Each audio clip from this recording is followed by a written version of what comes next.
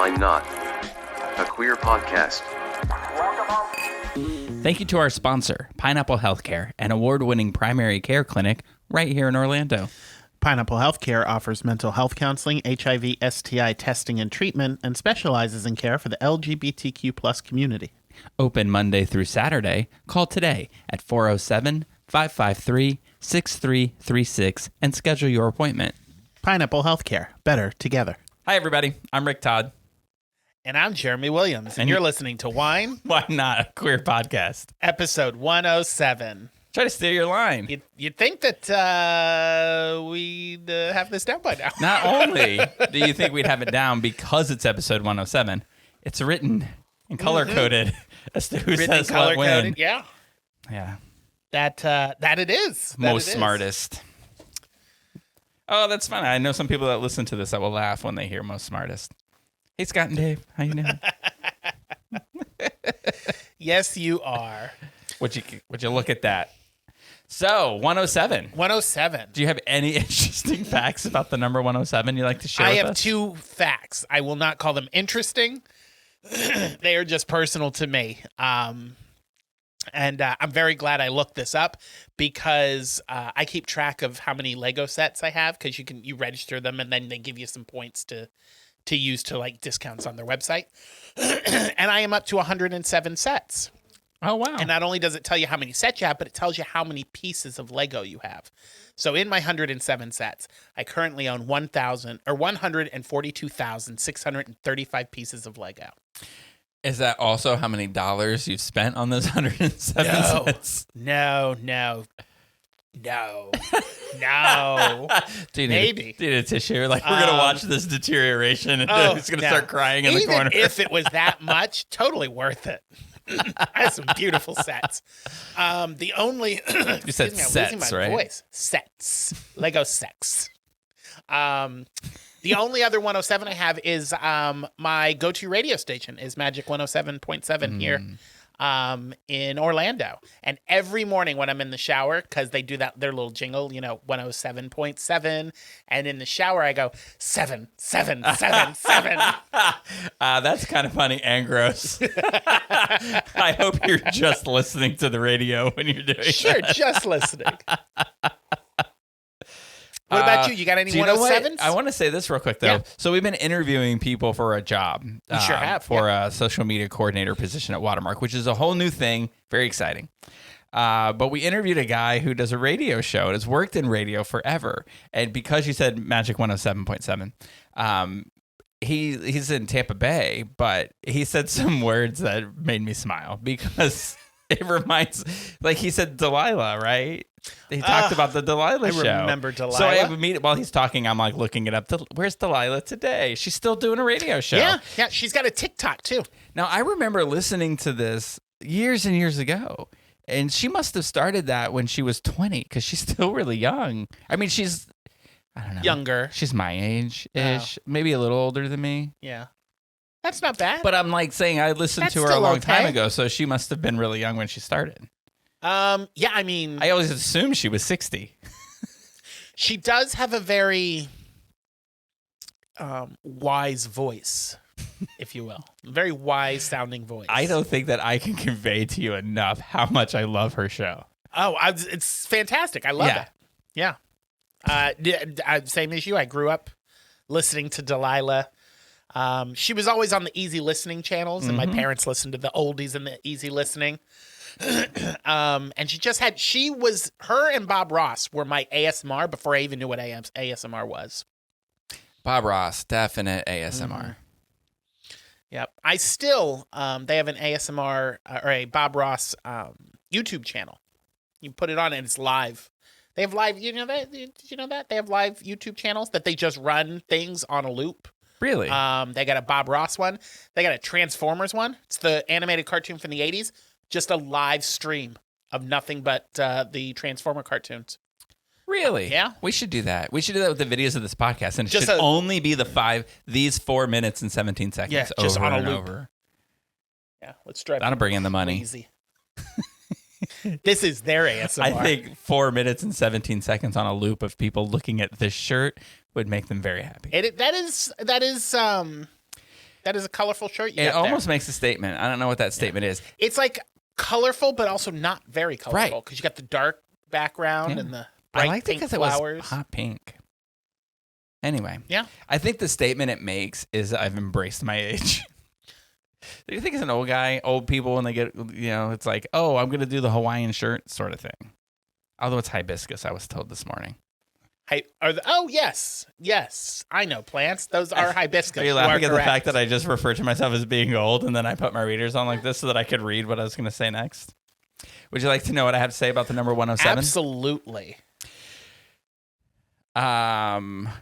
It is the boiling point for the element fluorovium. I'm going to need you to say that one more time. No, I'm not going to. All right. No, I'm going to pronounce it wrong. Fluorovium. Yeah, I don't know what it is. It's a metal, but it's a low boiling point for metals. I read. It's also an angel number. Would you like to know about the angel number? Explain to me what angel numbers are again. I know we talked about them a few numbers ago, but I cannot remember what an angel number is now. This meaning of seeing angel number 107. I think it's when the angels are trying to communicate with you, you'll see this number. Okay. Right? So let's just say like today you're at lunch and you look at your watch and it says 107. Then some people might think that that's the angels trying to communicate. Okay. All right. What does angel number 107 mean? Well, they are urging you to pay attention to your thoughts and emotions as they hold the key to your spiritual growth. Your inner wisdom is guiding you towards the path of light and happiness. See, I can't even say it without laughing. I mean, I'm sure it's all really good, but it's sort of like maybe it's the religious side of astrology. The angels are reminding you to stay positive and optimistic as your thoughts create your reality.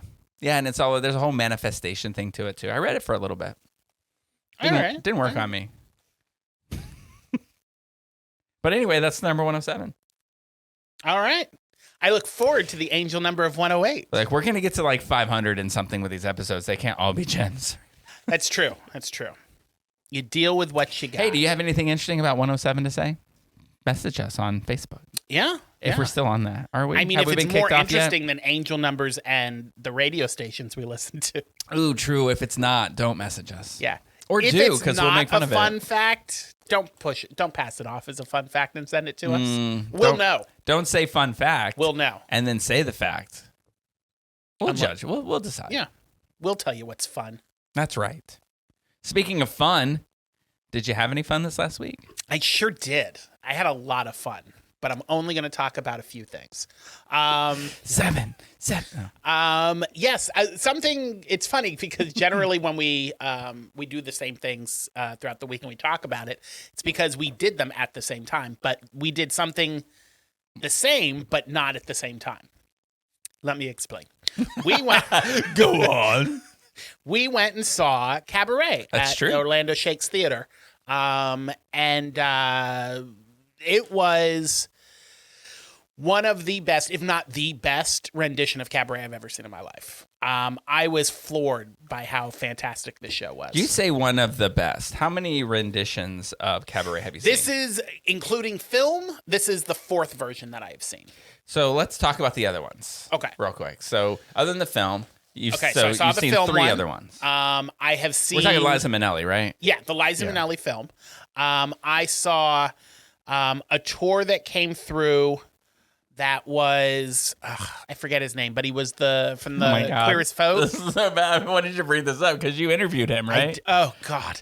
Do you want to talk about it? Have you recovered? I don't, but I will. It's okay. So let me just first say I don't know his real him name. Let me find his real name. while I was on vacation. So I was up in North Dakota spending time with my sister and my nieces and nephews. And the opportunity to interview this guy came up. And I was like, oh, yeah, I'll be on vacation. But, yeah, I'll talk to him. So it was very early in the morning over there.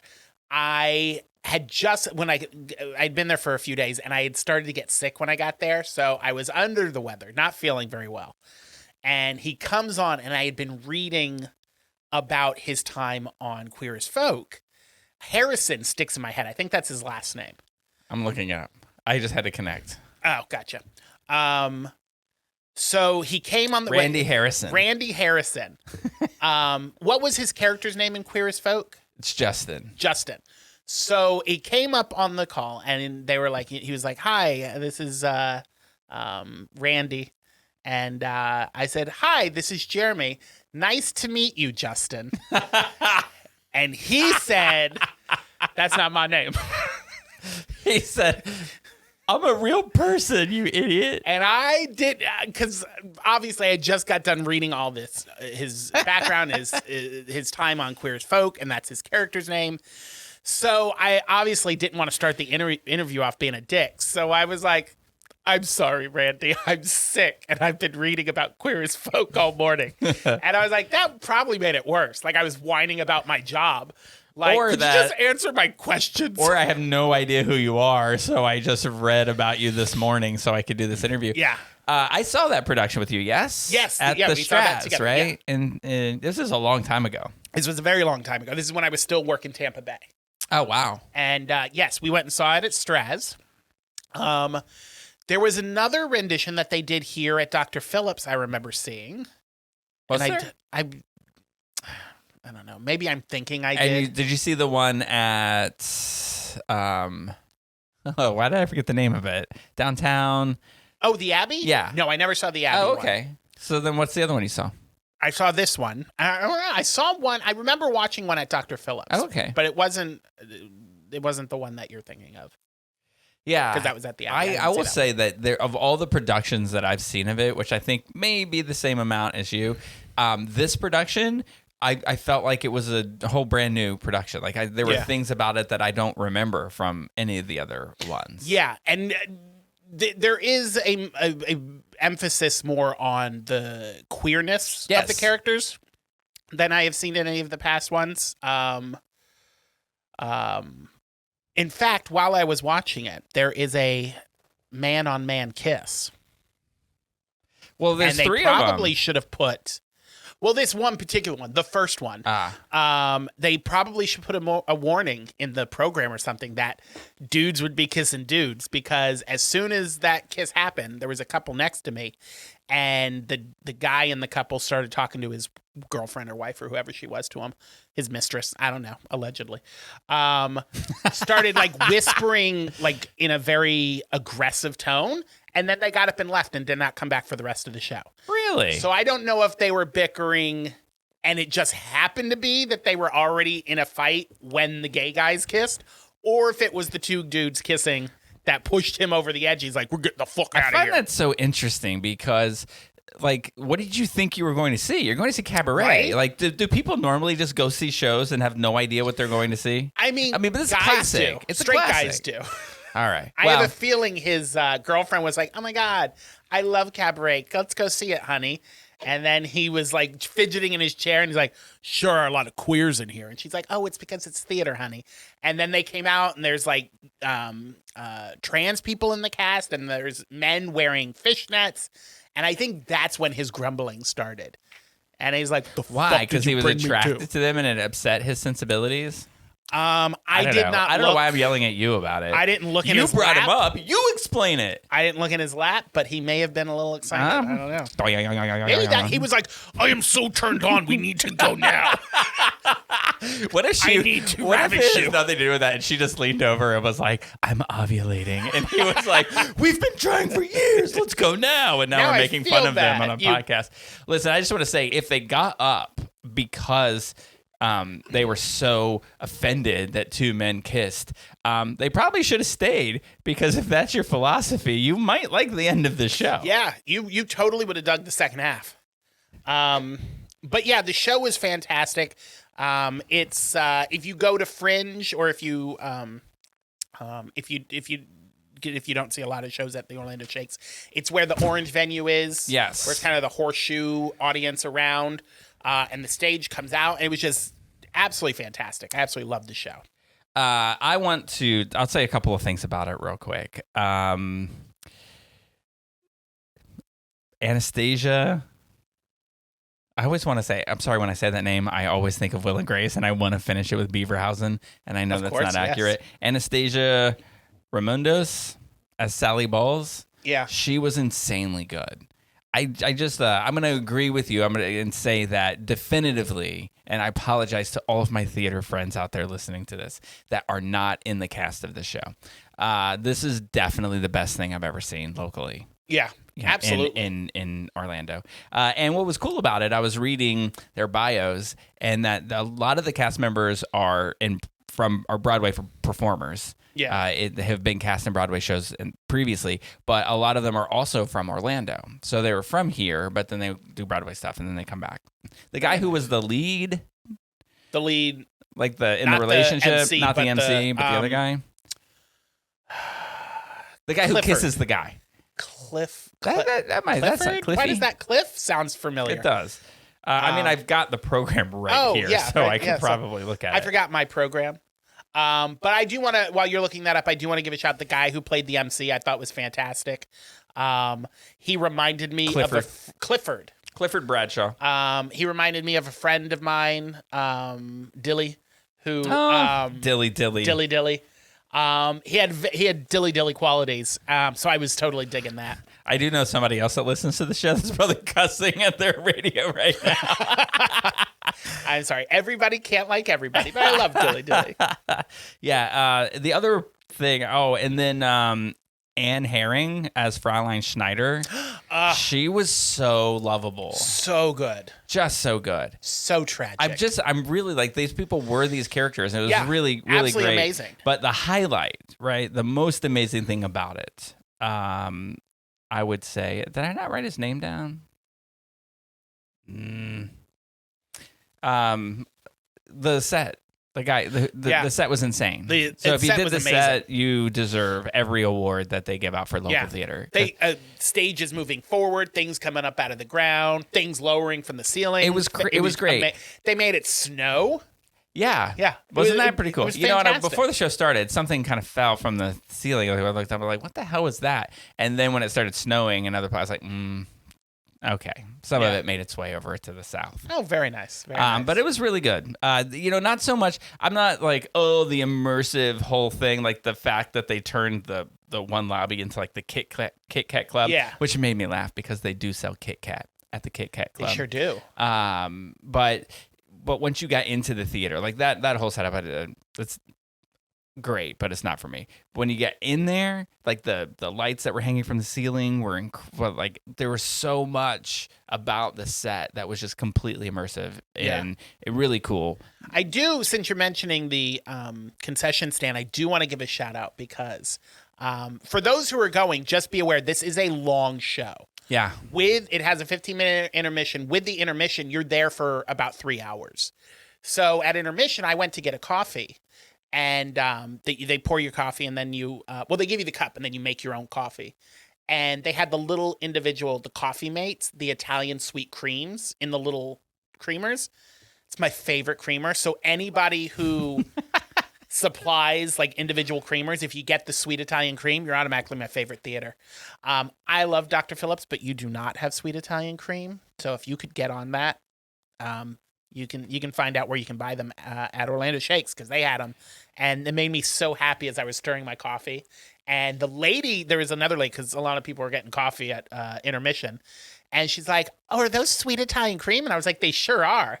Like I was the salesperson and all super. Yes, please take some. And they're $5 a piece. But she was also super excited that they had sweet Italian cream. So shout out to that lady. We bonded over coffee cream. But yes. Bert Scott, that was the scenic designer. Oh, okay. It really was great. I'm sure the director had something to do with it too. And tell me that this wasn't on purpose. How high up did you sit? I was row K. Yeah, okay. I was row K.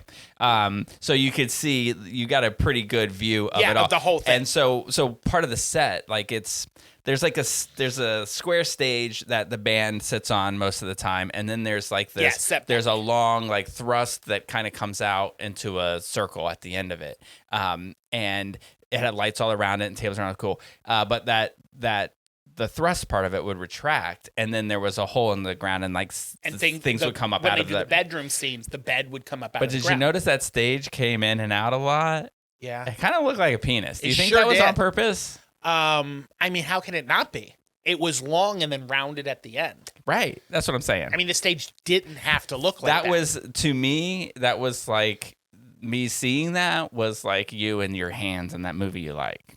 Oh, yeah. You're like, I'm going to talk to the director and see if Red, this white, is... and royal blue. Yeah. Yeah. Every time that stage would retract back, I would have a cigarette. Now, do you know the dates that this is playing? Yes, it is playing through March 2nd. Oh, through March 2nd. But now here's the real question, because this is the thing that we're supposed to say. There's like a gay night. There's a Pride night, yes. Pride night, yeah, that's what I mean. And gay people don't own Pride, I'm just saying. We don't it's for own it. all queer people. You can't.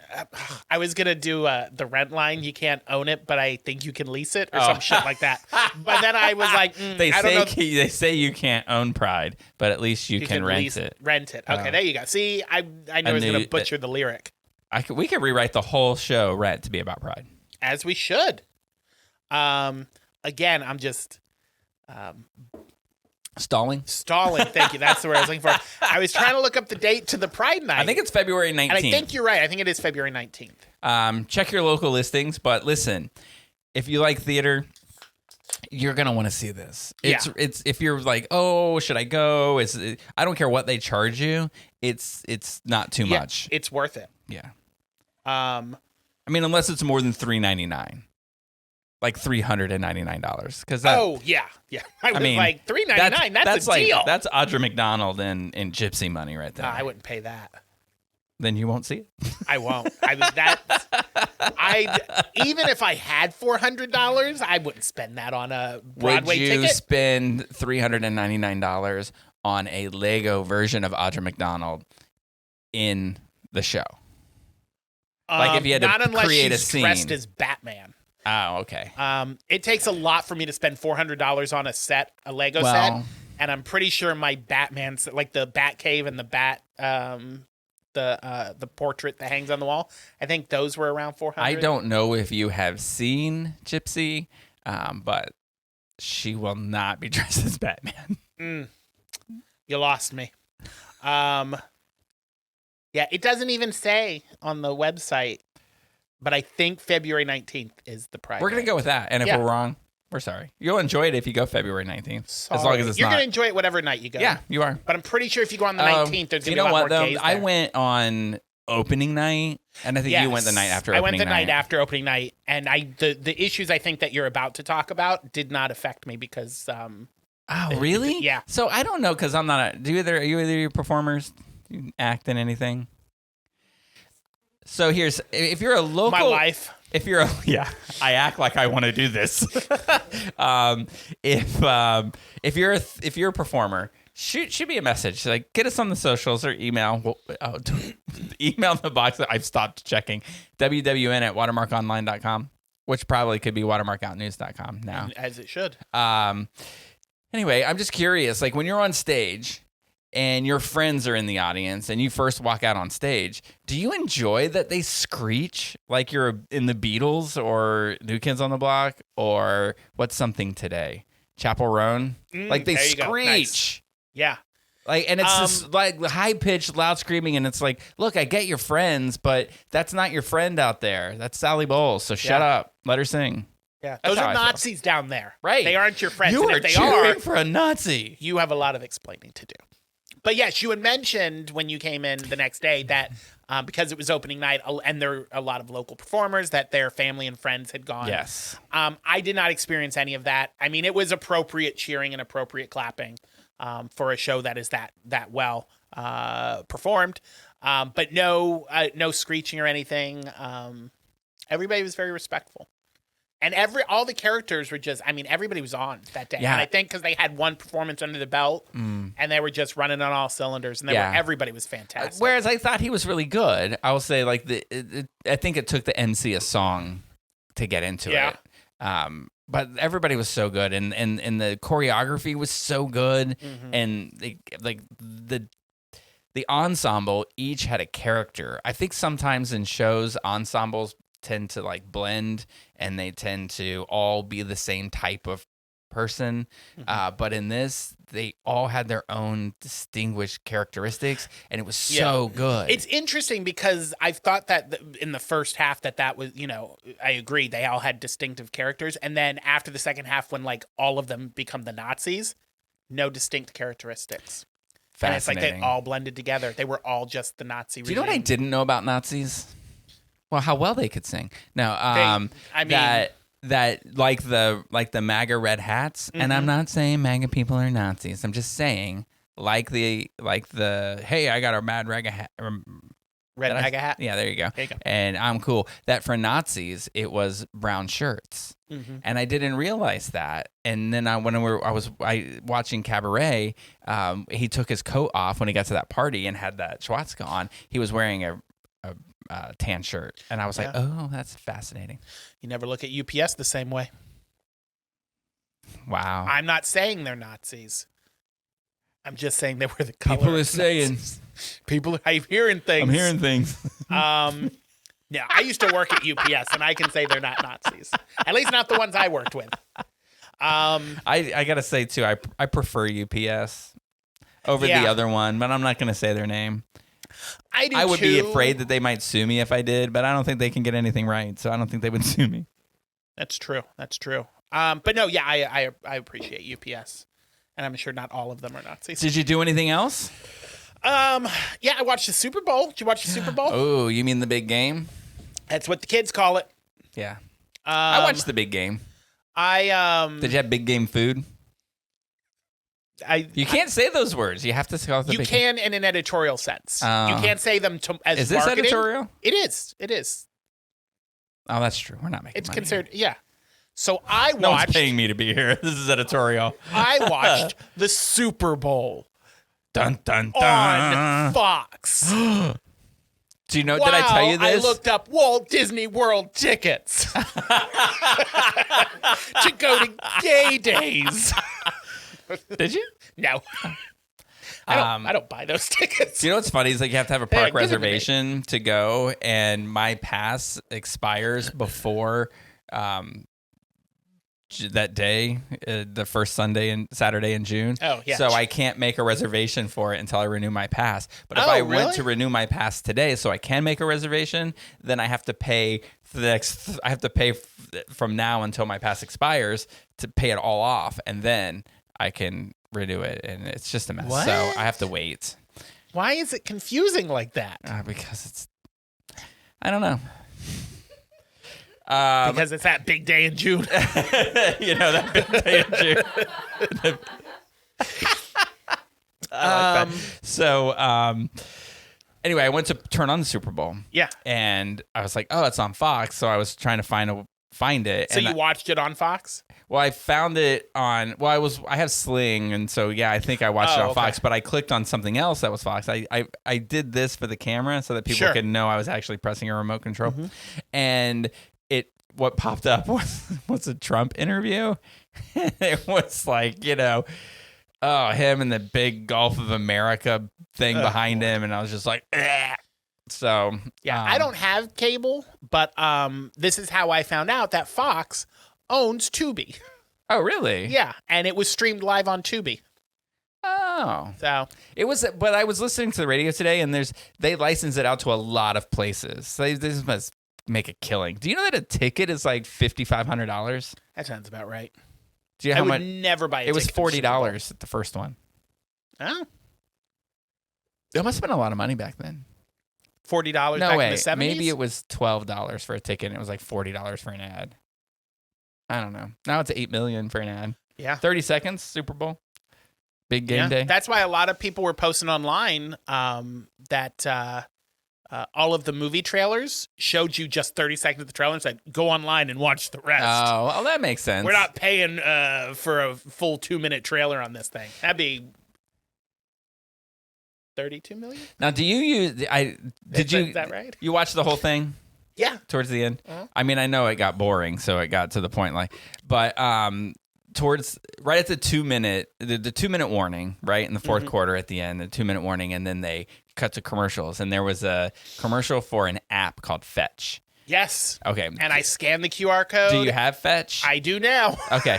So this was crazy that this is allowed to happen.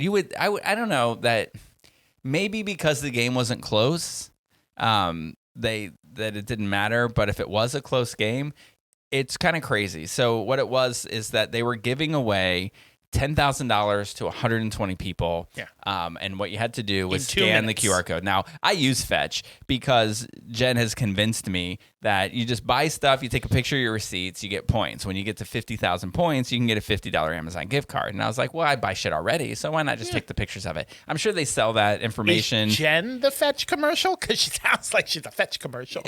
So she, but she's gotten tons of. I'm not really good about always taking photos of it. Yeah. And she does most of the grocery shopping. So if it's like, oh, like the thing the guy said, if you watched it, that if you buy $30 worth of General Mills products, you get 13,000 points.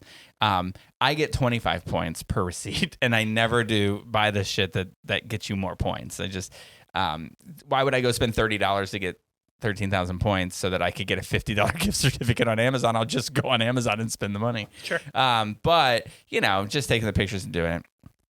So when it popped up, I'm like, oh, we have this app. So you turn it on. And the only way that you can get the $10,000 is to watch 10 minutes of this guy talking. Yeah. So you miss the end of the game, or you're not paying attention to it because you have to pay attention to this guy. Because then what they do is like every 2 minutes, they name another 20 people or 30 people like here, and you've got to be logged into the app in order to be picked, and you have to, in order to get the money, you have to watch the whole thing. And I thought, well, that's really interesting, and it clearly worked really well for them. I watched it differently than you. I pulled the app up and then I sat my phone down on my coffee table and watched the game, and then after it was done, you just hit the winners thing and you go through the scroll to see if you're on that list. Yeah, I just wanted to see if my name popped up as it was going. So, and the game was pretty much over, so it didn't really matter. Yeah. So who'd you watch it with? I watched it with the household. Joey and Chris were there. We ordered pizza and wings. Did they come on time? Did they take 5 hours? No, I went and picked it up because it was cheaper that way. So did you order from that place that stole my money? Remember that place you told me to get it from? Yes, from? Procolinos. Yes, I ordered from their university location. I had to eventually. Oh, so it was a different location. Yeah. I had to eventually cancel the charge or deny the charge from my credit card company, and I got the money back. Yeah.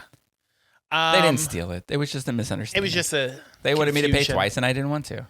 But no, they were doing a buy one get one special. It's on good pizza. Their pizza. So we got 2 jumbo pizzas and a shit ton of wings.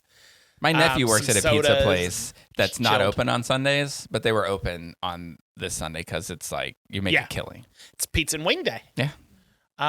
So yeah, we just hung out, watched the game. Eventually, as you said, the game just got real boring. Unless you were a Philadelphia Eagles fan, I'm sure it was very exciting for you. Which apparently Anne Hathaway is. Yeah. I will say that I was rooting for the Eagles. I loved Philadelphia. I've been there a couple of times. I have never been to Kansas City, but I probably never will go. But I love Philadelphia, and I don't make it political, but you hate Claire McCaskill, and that's why you won't go. Exactly. No. I just feel like Kansas City was a little too Trumpian this year. Also, when the president of the United States tweets out, "I hate your fucking girlfriend," don't praise him or be like, I'm very honored that the president is coming to my game.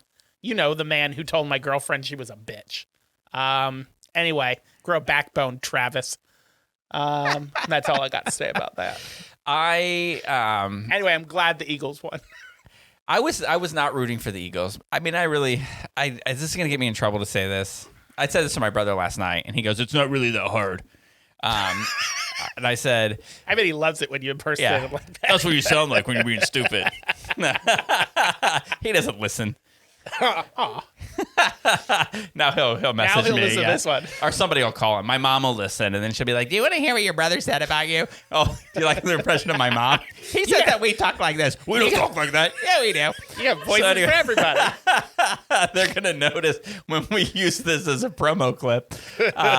So anyway, I said I can't spend all my time boycotting everyone who supports Trump because I'll just be exhausted finding new ways to do things. Like, it's just, some people do. So I kind of like separate this idea that like, that's when he's like, it's not that hard. You can do it. Cause I guess he does. Yeah. But good for him. I'm I'm lazy. not boycotting the Chiefs. Right. But I have no problem supporting their enemies.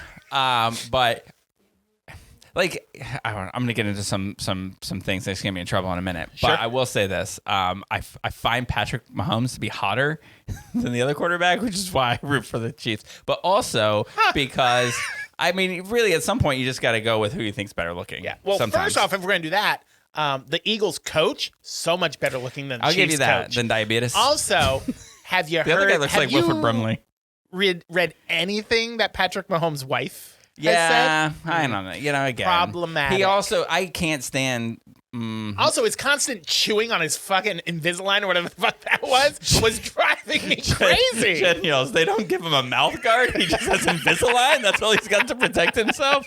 That made It me was laugh. driving me nuts. But here's the real deal. This is why I back them. I don't have the appreciation for Tom Brady that most of the world does. Sure. And it really stems around Deflategate. You know, when they after the balls were tested in a game they were playing in, because it was cold outside, and he'd get a better grip because there's like a regulation of like they have to be inflated to this power or to this pressure point or whatever. And after they had inspected them, allegedly, he went in and deflated them so that he could throw better. And I was like, well, that's cheating. So I was just kind of So like he's like the GOAT, right? Everybody loves him. And if the Chiefs won, then Patrick Mahomes would have done something that Tom Brady wasn't able to do. And I was like, I would like to see somebody be better than that. So I wanted him to win, but he did not. And that's okay. I honestly, to tell you the truth, I could care less who won. Yeah, but I did say before the game started that whoever is or that the Eagles are going to win because I want the Chiefs to win. And I usually pick the loser. Yeah. That's all right. Growing up, I was a Miami Dolphins fan, and they haven't won a Super Bowl since 1973. So I won't absolutely root for anyone until they are back in the Super Bowl. They used to be really good. It used to be real back during the Don Shula, Dan Marino days. Yeah.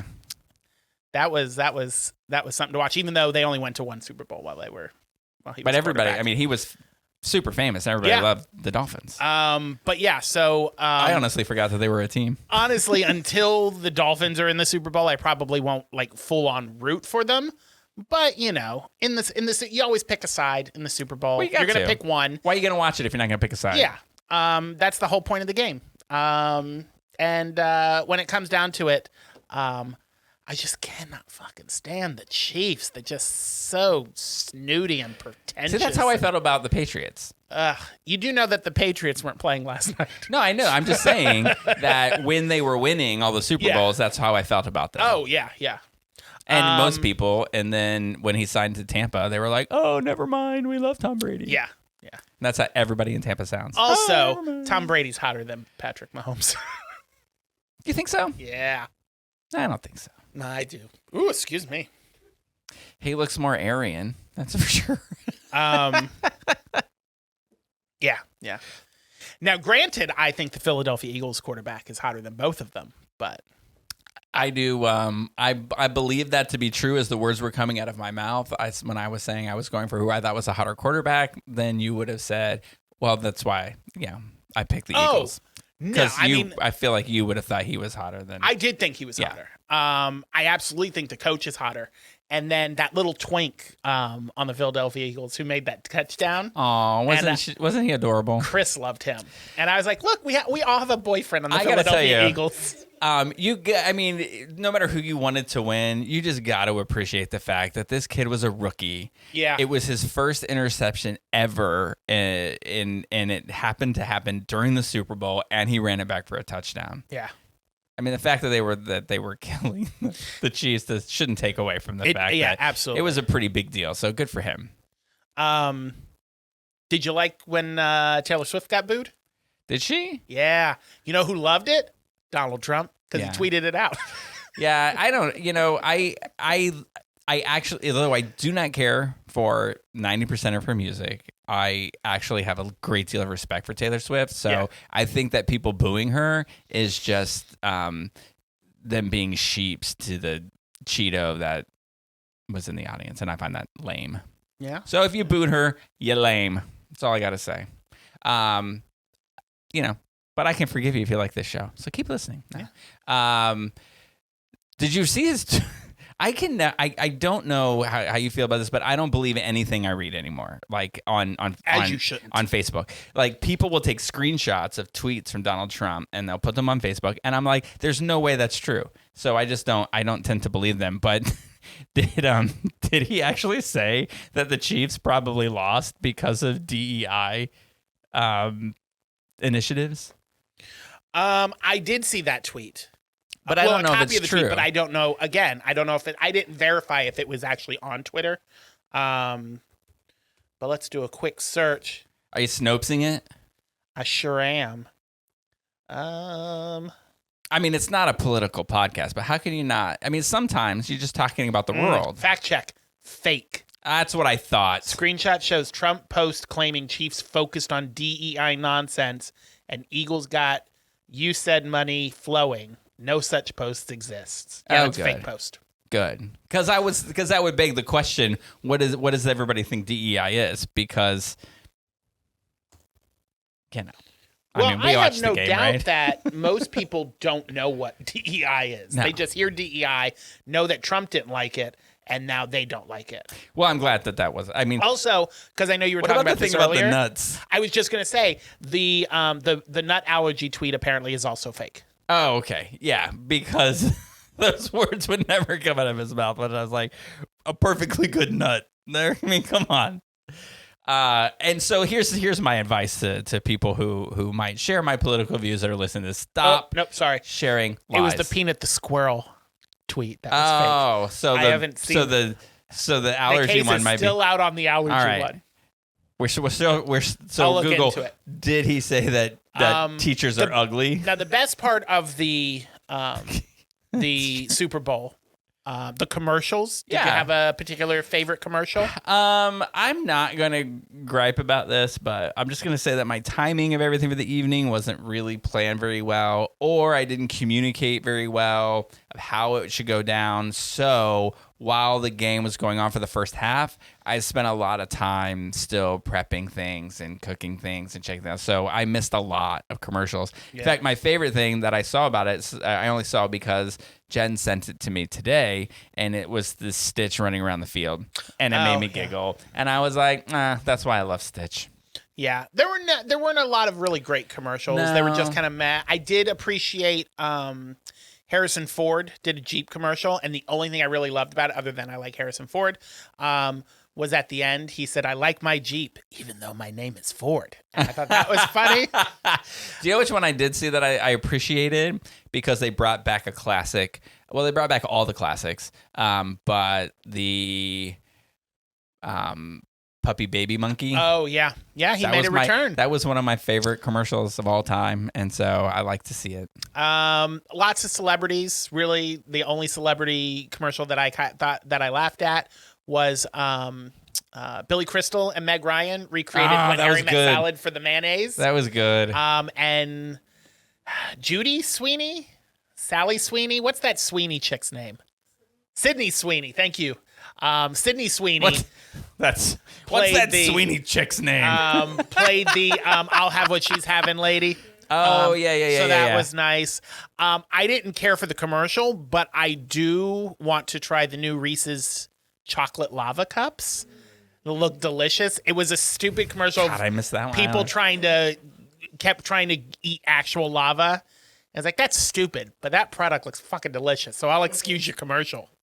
So I got to pick one of those up today because it looks absolutely delicious. I hear there was one that was fun where Eugene Levy's eyebrows flew away. There were two where facial hair flew away. You had the mustache Little one was Caesars creepy. where his eyebrows flew away. to get the little Caesar cheesy bites, and then the Pringles mustaches were flying away to get the Pringles. Lots of facial hair flying around. Do you know which ones I liked though too? Were the ones with Chris Pratt and Chris Hemsworth. Chris Hemsworth, yeah. He's lost some weight, Chris Pratt. Yeah. When we were watching it, Joey It didn't was look like him, yeah. I said, "Is that Chris Pratt?" And he goes, "No, that's not Chris Pratt." And I was like, "Joey, that looks like Chris Pratt." And we looked it up, and it sure is. It's a skinny Chris Pratt. Yeah, those were funny. Yeah. I did appreciate that. And you probably like those because you have yourself a pair. Oh, yeah. Of those glasses, yeah. I thought that's what you were leading into. Did you want to talk about your meta glasses? I do have a pair. Yeah, the meta glasses. I need to see people use them so that I know how to use them well. I just hope that they're not wasted on me. Yeah. You know, I do like them. I think that I would like them more if you could record for more than a minute. Yeah. At a time. I thought it was 3 minutes, and if it was 3 minutes, then I'd be great. Then I would really like them. Yeah. Did you learn anything from the commercials that you want to try? Bananas. To a museum or something? I like bananas. Yeah. You go searching for some bananas. I have used them to be like, you know, what am I looking at, like building wise, and it would like tell me the time that a building, you know, it's that kind of stuff. I mean, it's kind of interesting. Yeah. But really, I think the benefit is taking videos and pictures, and I haven't done the whole like, what should I wear? Oh, you know what I'm gonna do when I go home? I'm gonna put them on, and I'm gonna have this shirt, and I'm gonna say, looking at this shirt, what should I wear with it? And see if it's like nothing. Burn it. Burn that shirt. I like this shirt though. Yeah. But I also like CBS shows. So. Yeah. Oh, you know what I found out? You're not gonna care about this. I got excited about it because it's CBS related. Sure. That the executive producer of Matlock is an actor who was in NCIS Los Angeles. Oh. So cheers to you. And he lost his house in the LA fires, which is why I found out because. Kathy Bates.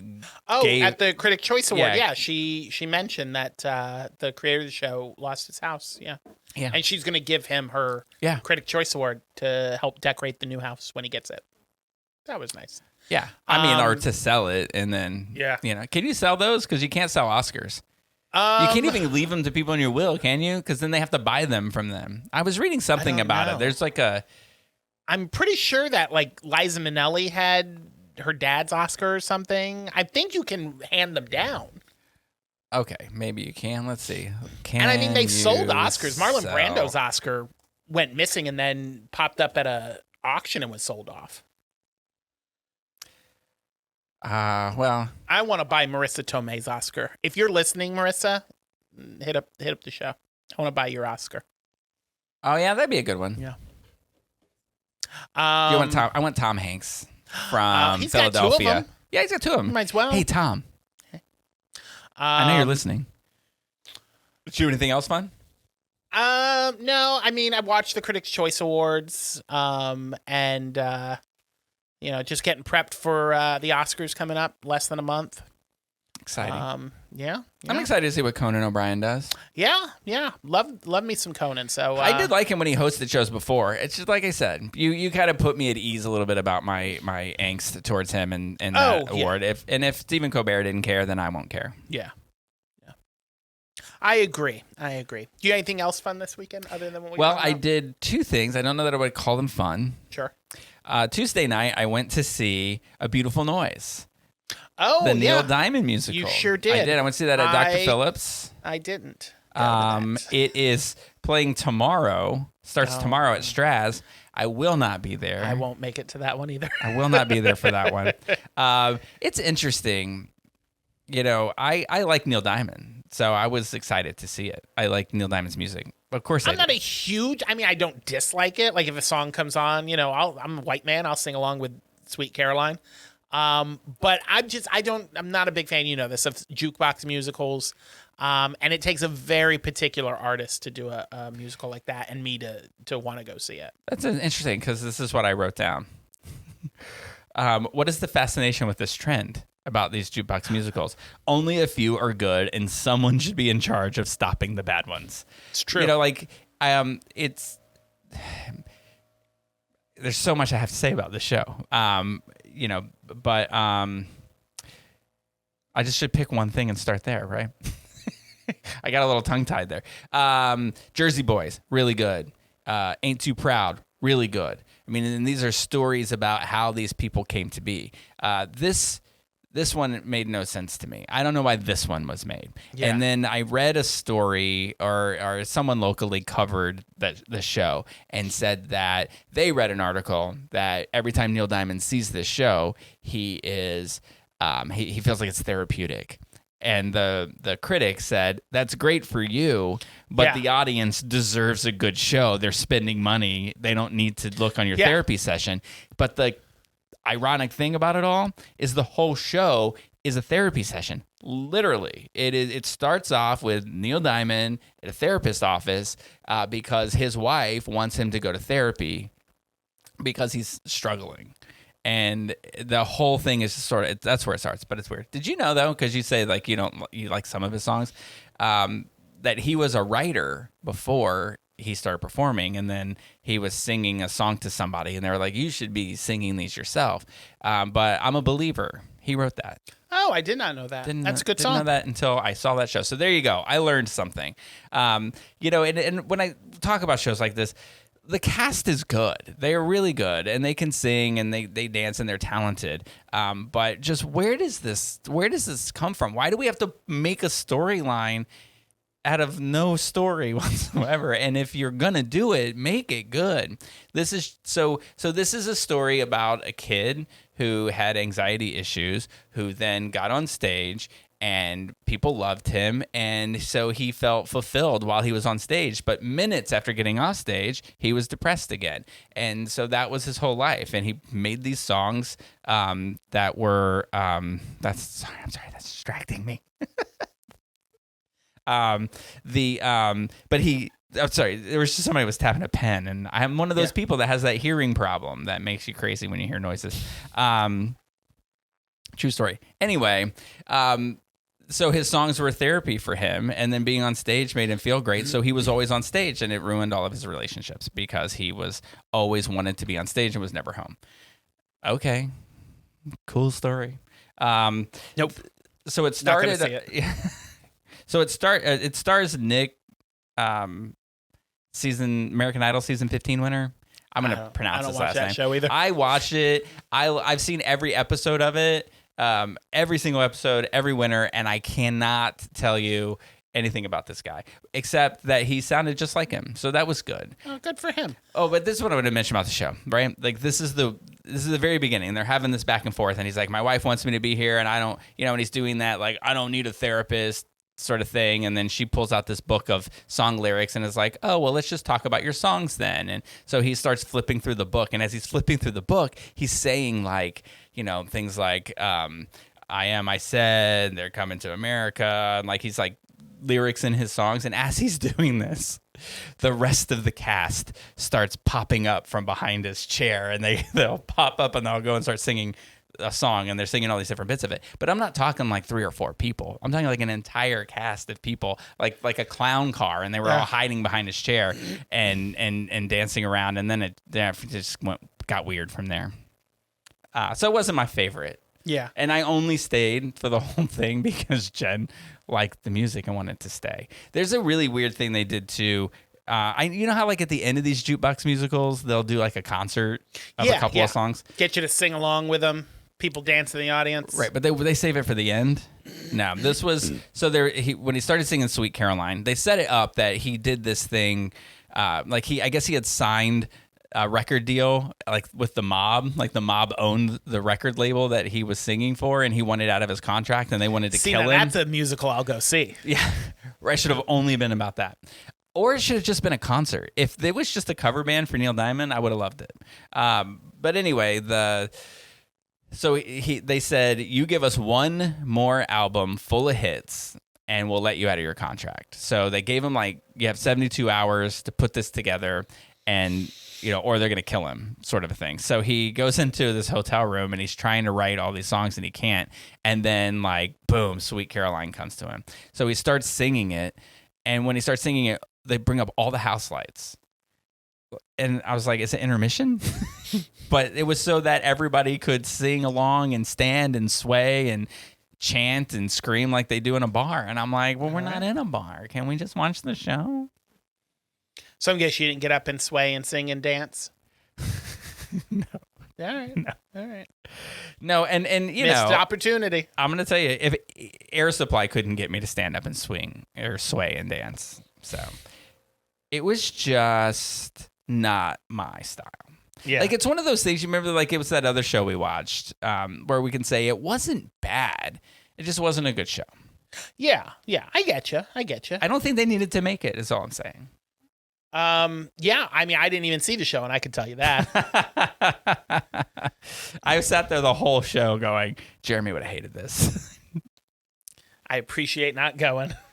So the other thing, I won't get into too much about it, but the other thing I did is I decided that, because I haven't done this yet. I haven't gone through the 12 steps in this 12-step program I go to a lot of meetings and I, do a lot of those things and I don't drink anymore. And so I'm doing good there. But for some reason, as of late in like the last year, the fact that I haven't been through, I think I got to step 4 and I didn't go on beyond that. And I mean, I've been sober for 9 years. And I thought, well, it'll be weird to go back and try all that now, but there's a lot of introspective looks into your life and ways to make amends, and then giving back to a community throughout your life that I haven't been a part of, and I felt compelled to do so. So I got a sponsor and very nice. Started meeting with him to go through those. Do you know what's weird about it though? Is I met him for the first time last Friday. Let me rephrase that. We met for this purpose for the first time last Friday. I have known him for years. Yeah. And that night, I went to this meeting that I don't normally go to, and I saw my original sponsor at that meeting, who doesn't even live in Orlando anymore. Oh. And he just happened to be there that night. I thought that was really weird. Did 107. I'm just kidding. Did you introduce your old sponsor to your new sponsor? Well, no, they know each other. Oh, that's awkward. But it was like, I mean, I haven't seen this guy in 6 years. So we were going through the steps. He just moved. He didn't move too far away, but far enough away that it's like, nah, I'm not driving 45 minutes to go and do this. And he wasn't coming here. I wasn't going there. And then I started going to St. Pete a lot, and we just kind of stopped talking about it. And that was after the 4th step. And we just haven't talked to each other in 6 years. And then he just happened to show up there. So I told him, I was like, that's so weird you're here tonight. I just met with so-and-so. I almost said his name. Can you believe that? Oh. And he's like, oh, he's great. It'll be great. So I'm excited about it. We'll see how it goes. We'll see if my demeanor changes at all. Very nice. I did think of you this weekend. And I can't remember what I was watching. Please I feel like I was 7. watching a comedian who either is in AA or has a friend who's in AA. Anyway, he was talking about how he always thought that if like the world was ending, that they would go back to drinking for that time period. And I was thinking, I'm going to ask Rick that if there was like a meteor about to hit the like that Don't Look Up movie, and you knew that it was coming and we were going to all be dead in the next 6 weeks, would you go back to drinking? That's an interesting question. I have an answer. First, I want to say I never brought those letters up. So I just said I was part of a 12-step program, not that one. Yeah. Oh. So in case anyone's listening, others? I'm not I am not breaking the rules. Oh. So well, you didn't bring anything up. The comedian did. But absolutely not. No? I mean, it's sort of like world's ending. We're all dying. Yeah. You don't want to have a drink? Well, no. I mean, because you ask yourself, why do you not drink, or why do you drink? Right. So I don't drink because when I do, I don't show up for people and I'm not there for them. And that's an important time to show up. You would, if I want to spend so here's the question that I'm hearing is you have 10 minutes to live. Well, you wouldn't really be obliterated. I could get obliterated in 10 minutes, but 10 minutes to live or a day to live. Do you want to be out of your mind and forget everything that's happening, or do you want to experience your friends and family and be there for each other? So, I mean, that's my answer. I would not want to be obliterated. Not until the meteor hit me. I wasn't saying you need to get drunk. I was saying, would you have a drink? Oh, one drink? Yeah. You crack open a bottle of wine with your family for that final dinner?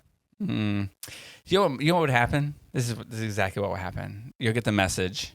Meteor's coming. Yeah. You have 45 minutes to live. And I'd be like, I really did like the taste of a Corona with a lime. Let me go get that. And just one, drink it. And then as soon as I finished drinking it, it would say, oh, that was a lie. Oh, It's thank not God we happening. avoided it. Like, it would be like, there was a, like when they sent that thing to Hawaii, telling them Hawaii was Sure, going to blow up. And it would be like, oh, that's not going to happen. And then there I would be with 11 beers, undrunk. And I'd be like, oh, now I have to get rid of the evidence and I have to drink all 11 of them. Slippery slope. Yeah, that's true. No, I don't think I would. Cool. I think about, though, like if you were, I mean, I guess for the same reason I would say no, but like what if I got diagnosed with a life-threatening illness? Like, well, okay, you're terminal. Yeah, but I mean, doctors screw up all the time. I've known plenty of situations where they're like, oh, you have 1 week to live, or you have a month to live, and you're dying, and then they live for years after that. My grandfather, when he had a massive heart attack, they brought the family in every night and they said, say your goodbyes, he'll be dead by morning. And they did this like 9 days in a row. And that man lived another 20 years. So I don't believe doctors. They're all liars. But I believe the giant rock I see coming towards us in the sky. But it'll burn up. Do you watch 911 Lone Star? It's not a CBS show, so there's a possibility. I can't say that I do. This is the series finale, was like last week or the week before. And there was a meteor and coming? it was a meteor was coming, and it was like, but so everybody thought, oh, we're all gonna die. So they called 911. But then the yeah. I mean, who else are you gonna call? I mean, I don't know if I'm going to call 911 if a meteor is coming. I mean, what are they going to do? They call 911 after it hits. Oh, so this wasn't like a planet killer. Well, I mean, they thought it would be, but it hit the atmosphere and it broke up, but parts of it hit a nuclear power plant, and then it was going to have a meltdown unless they. These fucking people can't win. Anyway, television. All right. Yeah, so that was my week. That was good. Good times. Well, good luck. We're getting real wordy about our weeks, are we? Or is it just me? It's probably just me. I mean, I didn't do a whole lot this week. Okay, so we lie to people all the time. All the time. If you listen to this podcast, you know we lie. All the time. Rick is drinking right now. Oh, my sponsor did say something earlier because I met with him this morning. And it cracked me up because he was talking about what he used to love to drink. And he was like, he loved vodka. And then he said, and then Fresca came out. And he's like, do you know what goes great with Fresca? He's like, vodka. And I thought, I kind of want to try that. It sounds delicious. And I was like, oh, I guess I can't. Anyway, we told everybody that we were going to talk about Love, Simon this week. Did we? We did. Remember last time we said because it's Valentine's Day, we're going to talk about that. Because we said we were going to do that, and then we're going to do Rent the following week. And anyway, we lie. I believe you. I had every intention of watching Love, Simon and doing it, but something happened. Like I went to, it's a lie because it said open in Hulu, and I was like, cool, I have Hulu, so I'll watch it for free. But when you open it in Hulu, it just says, it shows you the trailer, and that's it. Like it's not available on Hulu. I wonder because Hulu, and this happens to me a lot. I'll look something up and it'll say it's on Hulu, but it's on Hulu Live TV. Oh. So if you have live TV, they have sort of like when you have just cable, and then you can go like the different streaming movies they have. What if it was? Would it possibly mean it was on Disney Plus? Instead of Hulu? Maybe, but then it would tell me to open it. It would tell you to open Disney Plus. So anyway, I own the movie, so really, yeah, like on DVD or like on your TV. I have the digital version. I can't remember if I bought the DVD that came with the digital code, but I'll look when I go home. So I tried to rent it on Apple TV. Yeah, and but it just like the little circle thing, and then it would go back to rent it, and then I would click it again, and it would circle, and then go back to rent. Oh, so I don't know what it was. So that's why I was like, I can't get it. It's like, were you doing it on your TV or your phone? TV. Mine, because I use Vudu, but it's now Fandango TV because Fandango bought Vudu. It doesn't matter. I go through Vudu Fandango. Sounds like you're just making up noises. And if I try to do it on the TV, it does the exact same thing. I have to buy it or rent it on the app, and then it shows up in my library on the TV. Huh. Yeah, it's real. I don't know why it does that, but yeah, it'll get the little timeout, and then it'll kick back, and it'll be like, you couldn't rent this. I was excited to talk about it, but we'll talk about it maybe next week because it will be like, after Valentine's Day. It'll be like, we'll wrap up Valentine's Day. I mean, high school love isn't real love anyway. Right? Well, mine all wasn't. Those people still with their high school loves. It won't last. So we decided, because I couldn't get to rent it, that we would just talk about Rent, because we were supposed to do that last week anyway. That indeed. And it is about love. I mean, it's about love. seasons of love. Indeed. The 1,672 minutes or some shit. I don't know. I can't remember. God. 524,600 minutes. I just know. In going through this show, I could probably just sit here and recite every word to the whole show. Is that the podcast now? But the problem is, no, I don't know. I'm going to let you dictate what we talk about, because I will talk about it forever. I could totally do that with Steel Magnolias. I did that for my mom and my sister once on the phone. We were all on the phone, and I was watching Steel Magnolias, and I recited the whole movie for them. Have you ever had the? Anyway, shout out to my mom and my sister. Have you ever this is gonna make sense, so I'm just gonna tell you the story. Sure. When I was in high school, we were doing monologues, and are you familiar with the chorus line? Yeah. And you know the song where the girl's singing about taking acting lessons, and the words like every day for a year. I would try to be an ice cream or something like that. And then the teacher yells at her, blah, blah, blah. Anyway, this girl took that song and did a monologue out of it. And I couldn't listen to it because it was just weird, because I kept trying to sing it over and over again. So this is the 2005 movie version of Rent that we decided to watch, because it's its 20-year anniversary this year. Yes, came out 20 years ago. So we start watching it, and in the Broadway show, which I have seen an obscene amount of times, probably at least 25, and it starts off with him singing December 24th, 9 p.m. Eastern Standard Time, blah, blah, blah. Yeah. But in the movie, they don't sing it. He starts talking about it. And it actually opens with Seasons of Love. Right, which is weird. Yeah. For those who have seen the Broadway show. And they're singing it in a theater, so it has nothing to do with the movie. It's we want to let you know that this was a Broadway show. I actually saw this movie before I ever saw the stage version of it, and I thought it was weird that it didn't start with this song. I was like, are they not going to sing it? It's my favorite song. Man. See, and my problem with the movie is that there's a lot of really good songs that aren't in. Yeah, I realized that when I saw the stage show that they cut a bunch of songs out of it. A bunch of them. Like the song that leads up to Maureen's performance is so good, and they cut it out. But anyway, I will say this about it, right? I went to rent the movie You went to Rent? Yes, I went to Rent. And when you know how when you go to streaming things and you hover over a movie, then all of a sudden it just starts playing the trailer? Yeah. So anyway, the music started, and as soon as it started, I looked at Jen, and we were like, we're going to buy it. Like, forget renting it. I love the music so much to the show that I know that you and I probably have different opinions on it at this point in life. I absolutely love the music. I cannot.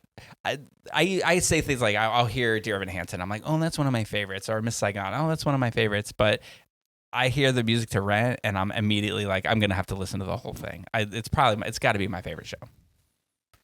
Now, the movie, a little different, right? Yeah. So just getting started, some interesting things about the movie. One of its producers, Robert De Niro. I was surprised. Yeah. Didn't know he was involved in Rent. I thought at this point in his career, he could just buy whatever he wanted. It is also directed by Chris Columbus. Maybe he did this because he has squatters. And he identified with Benny. So it's directed by Chris Columbus, who directed Home Alone and Mrs. Doubtfire and the first two Harry Potter movies. But he was not the first director attached. They have been trying to get this made since it was on Broadway. And one of the earliest directors attached was Spike Lee, who was going to direct it for Miramax. And one of the biggest reasons why they didn't move forward with it is he didn't want any of the original Broadway actors in it. He wanted all new cast, and he had done screen tests with Justin Timberlake and Brittany Murphy for roles. Oh, wow. Yeah. I love Brittany Murphy. Yeah. Would she have been good? I'm pretty sure she would have been Mimi. Right, I'm going to say, but would she have been good in that? Because she's really comedic. I don't know. I've never heard her sing. I've seen her in some dramatic stuff. She And did now this you one never Michael. will. I saw her do that Don't Say a Word with Michael Douglas, which is a kind of a thriller, and she was really good in that. And she was really good in 8 Mile. I feel like basically her character in 8 Mile is Mimi. Okay. Yeah, you're right. But whenever I hear her name, all I think is Drop Dead Gorgeous, and I love her in that. Oh, all I think is Clueless. Oh, yeah, I guess so. Rolling with the Homies. Yeah. Rolling with the Homies. She sure was. You're just a virgin who can't drive. Me and Chris say that to each other all the time. Chris Columbus and the studio were like, no, we want most of the original Broadway cast. Well, they wanted the whole Broadway cast to return. But they couldn't. But they couldn't get them all.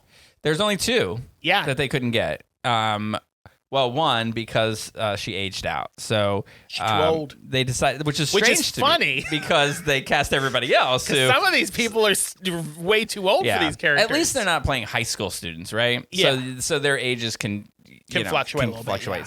Yeah. So Tracy Thomas is who they cast as Joanne, but Freddie Walker was the Broadway original, but she was too old. Tracy Thomas, by the way, or not Thomas, I think it's Tom's. She is in 911, not Lone Star, but the LA version, and she plays a lesbian married to one of the firefighters. Huh. She is also in The Devil Wears Prada. Oh, yeah? Yeah, she's one of Anne Hathaway's friends in the little friend group. Yeah. She gets the purse. Yeah. Very nice. And Rosario Dawson plays Mimi. Yeah. Daphne, I don't know her last name, but Daphne, who was on Broadway, she was pregnant when they were filming, so she couldn't do the role. I mean, which would have added a whole new element. I was just going to say, it would add a whole new layer to the character if Mimi was pregnant. What if she was pregnant and then she's doing smack and stuff and she's like, no, I'm just fat. I love it. Let's run with that. I want to see that version. Now I'm going to rewrite the whole show to be about, her being fat. So the show opens on December 24th, 1989 at 9 p.m. Eastern Standard Time. From there on in, they shoot without a script. See if anything comes of it. Chris Columbus, the director, has a cameo in the beginning of the movie. He is the frustrated driver who the guy's washing his windshield and he yells at him. Oh, yeah? That's Chris Columbus. How about that? Here's the thing when I was younger, because when I was in high school when this came out, and I was in drama class in high school, and obviously all the drama kids were obsessed with this soundtrack, so they would sing it all day in class. And there was a line that I've been confused with even then in the opening song. And they're singing about how we going to pay last year's rent. Do people in New York only pay their rent once a year? I don't think that is what they're singing about. I'm thinking they're saying we didn't pay rent last year. At all? At all. Okay. And we're not going to pay it. We don't want to pay this year at all. And we hope that it's still free next year and we don't have to pay rent. Yeah, they do know it's not free. It's not an annual just because they're payment. Not paying their rent. It could be. And this is the crux of my whole issue with the show as I get older. Yeah, times are hard. But just refusing to pay your rent and being a squatter. Did you realize that when you just said that, you were quoting the opening of the song Santa Fe? I didn't realize that. Anyway, I stand by my times point. Times are hard. That's the first line in that song. Oh, well, I stand by it. And so do they.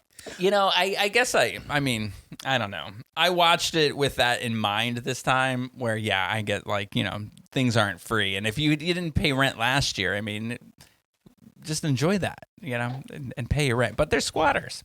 But the thing about them is that they're living in a building owned by their friend who said you don't have to pay rent. And now all of a sudden he says you have to. And they don't like that.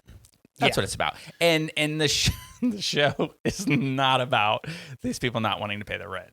No. In fact, I find it odd that the show is called Rent. Because it really isn't about them paying. Well, you know what? You said it earlier when you were quoting We were trying not to quote it, but we're quoting it. Yes. It's You can't rent love. I get the layers. It's and I know he died, so I'm not going to say negative about the guy who wrote this show, but it seems a little too pretentiously poetic. And it's like, I feel like I don't know him at all, but I feel like that's the point. I feel like I feel like he was a tortured artist, and that. I mean, look, I'm right there with you, but I feel like that. My biggest problem with this musical is Mark and Roger and their tortured artistic souls. Everything else about this musical, I love though. You love Mimi's tortured soul? I do. Or Joanne's tortured soul? I do. I love them both, and I can't explain why, because they all do things in this musical that would annoy or piss me off, I assume, in real life. But it's only Mark and Roger who come across as so whiny to me in this. Yeah. I agree. It drives me nuts. Maybe I can because they're tolerate roommates. everybody else. Yeah, maybe. Or maybe it's because the actors themselves kind of bug me. I haven't seen either one of them in something where I'm like, oh, I really like you in that.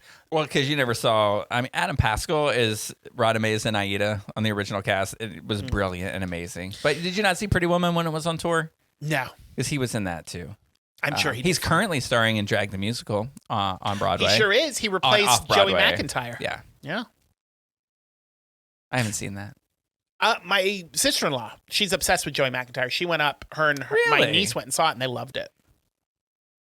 Wow. I find that shocking that somebody is so obsessed with Joey McIntyre that they would go to New York and spend all the money to go to an off-Broadway show to see him in it. Yeah. She travels around a lot and sees the band.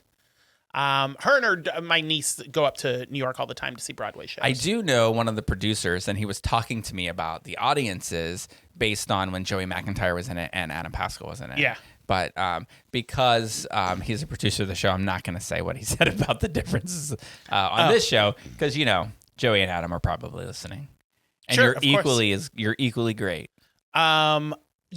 I will say that I am surprised because of knowing this through my sister-in-law, the large amount of people who are still obsessed with New Kids on the Block and who travel the country going to all their concerts. They do cruises and shit too. It's crazy. Yeah. I mean, that's my era. That's when me coming of age as a little gay kid. I was in love with half of them, but I was most people liked Jonathan Knight, Jordan Knight. Most people like Jordan Knight. Yeah, Jordan was the big guy. But I like Jonathan Knight, and it turns out he was gay. Yeah. Isn't that cuckoo? Yeah. He also was the weirdest looking of the five to me. No. Yeah. Danny was. Oh, yeah. Danny, I guess, was weird. Jonathan Knight looked weird to me, and then, too. But a lot of people also liked Donnie Wahlberg. I'm not a fan. I like Donnie Wahlberg.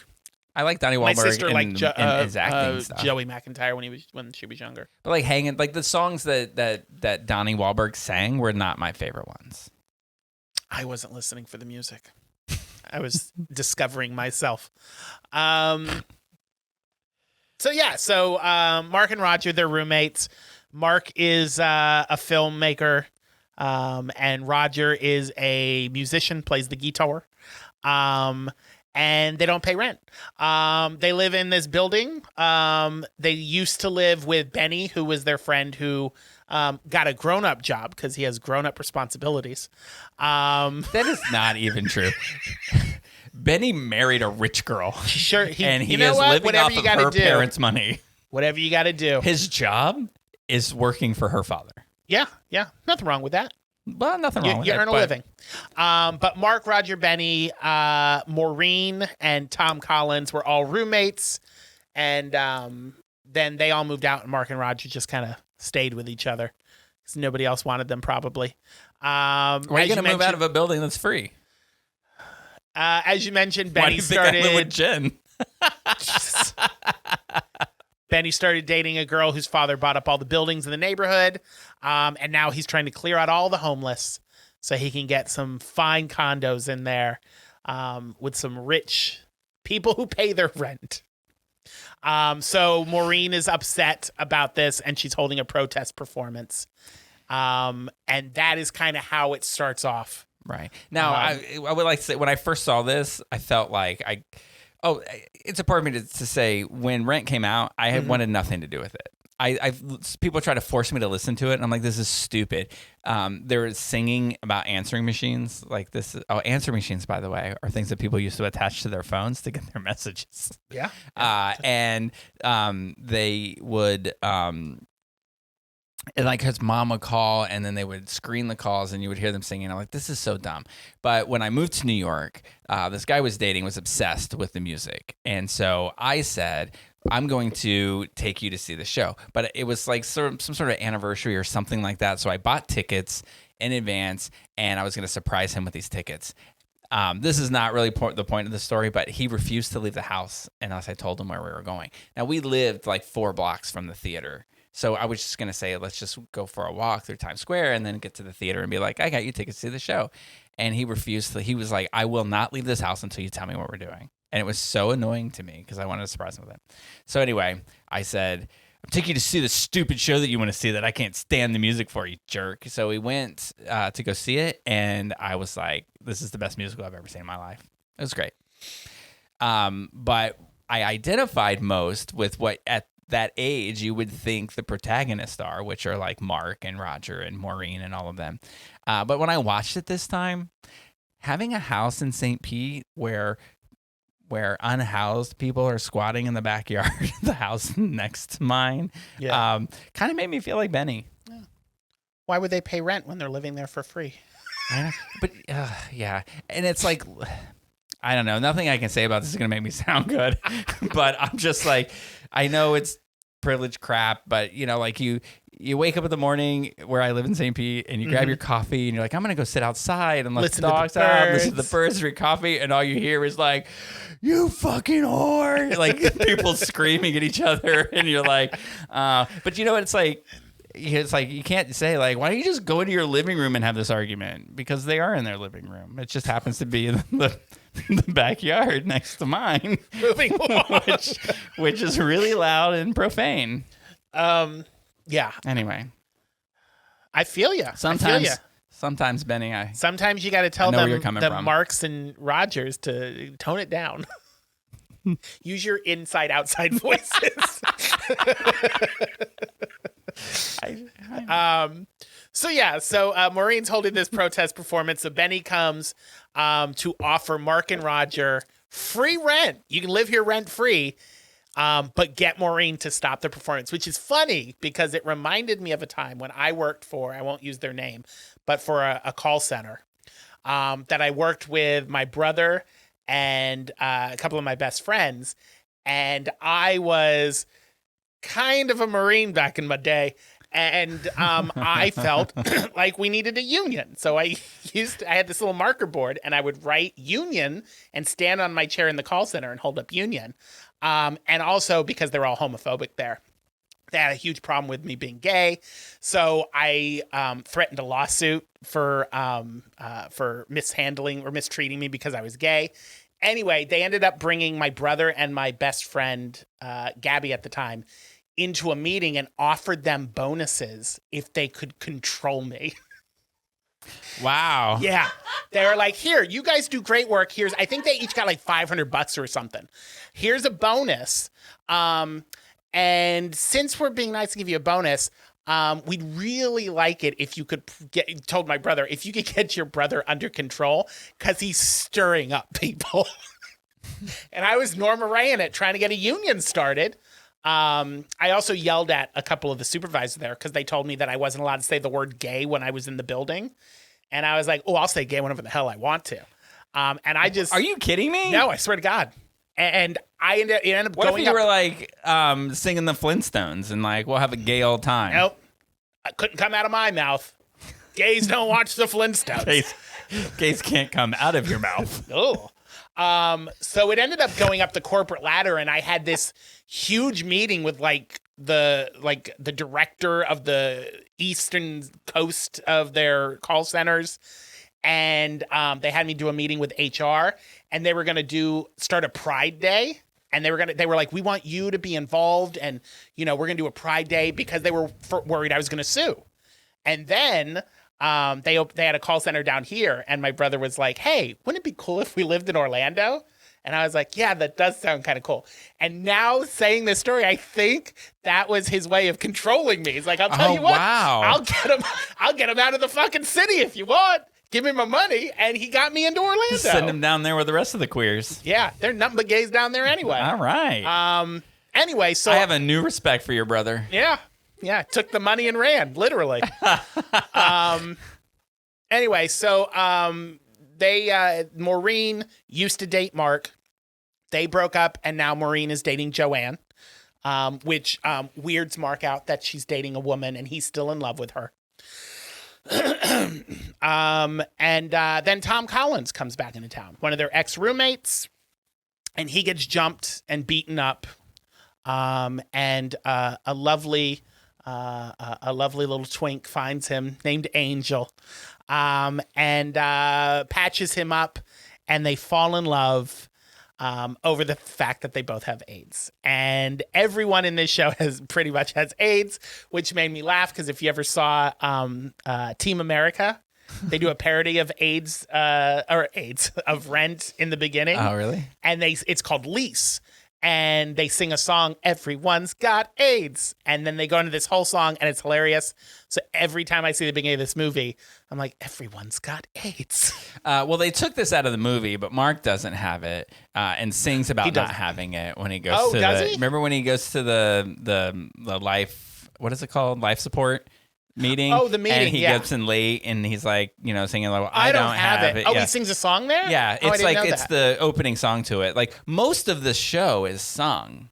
I've heard that. A lot of the critiques I was reading about this is that they added a lot of dialogue into this, and the It's musical the same has- lyrics. It's the lyrics of the music. Of the Just musical, spoken? just spoken, which is really weird hard for the person that's heard it that way to unhear it. Interesting. In fact, while you're describing what's happening, I'm singing the lyrics in my head.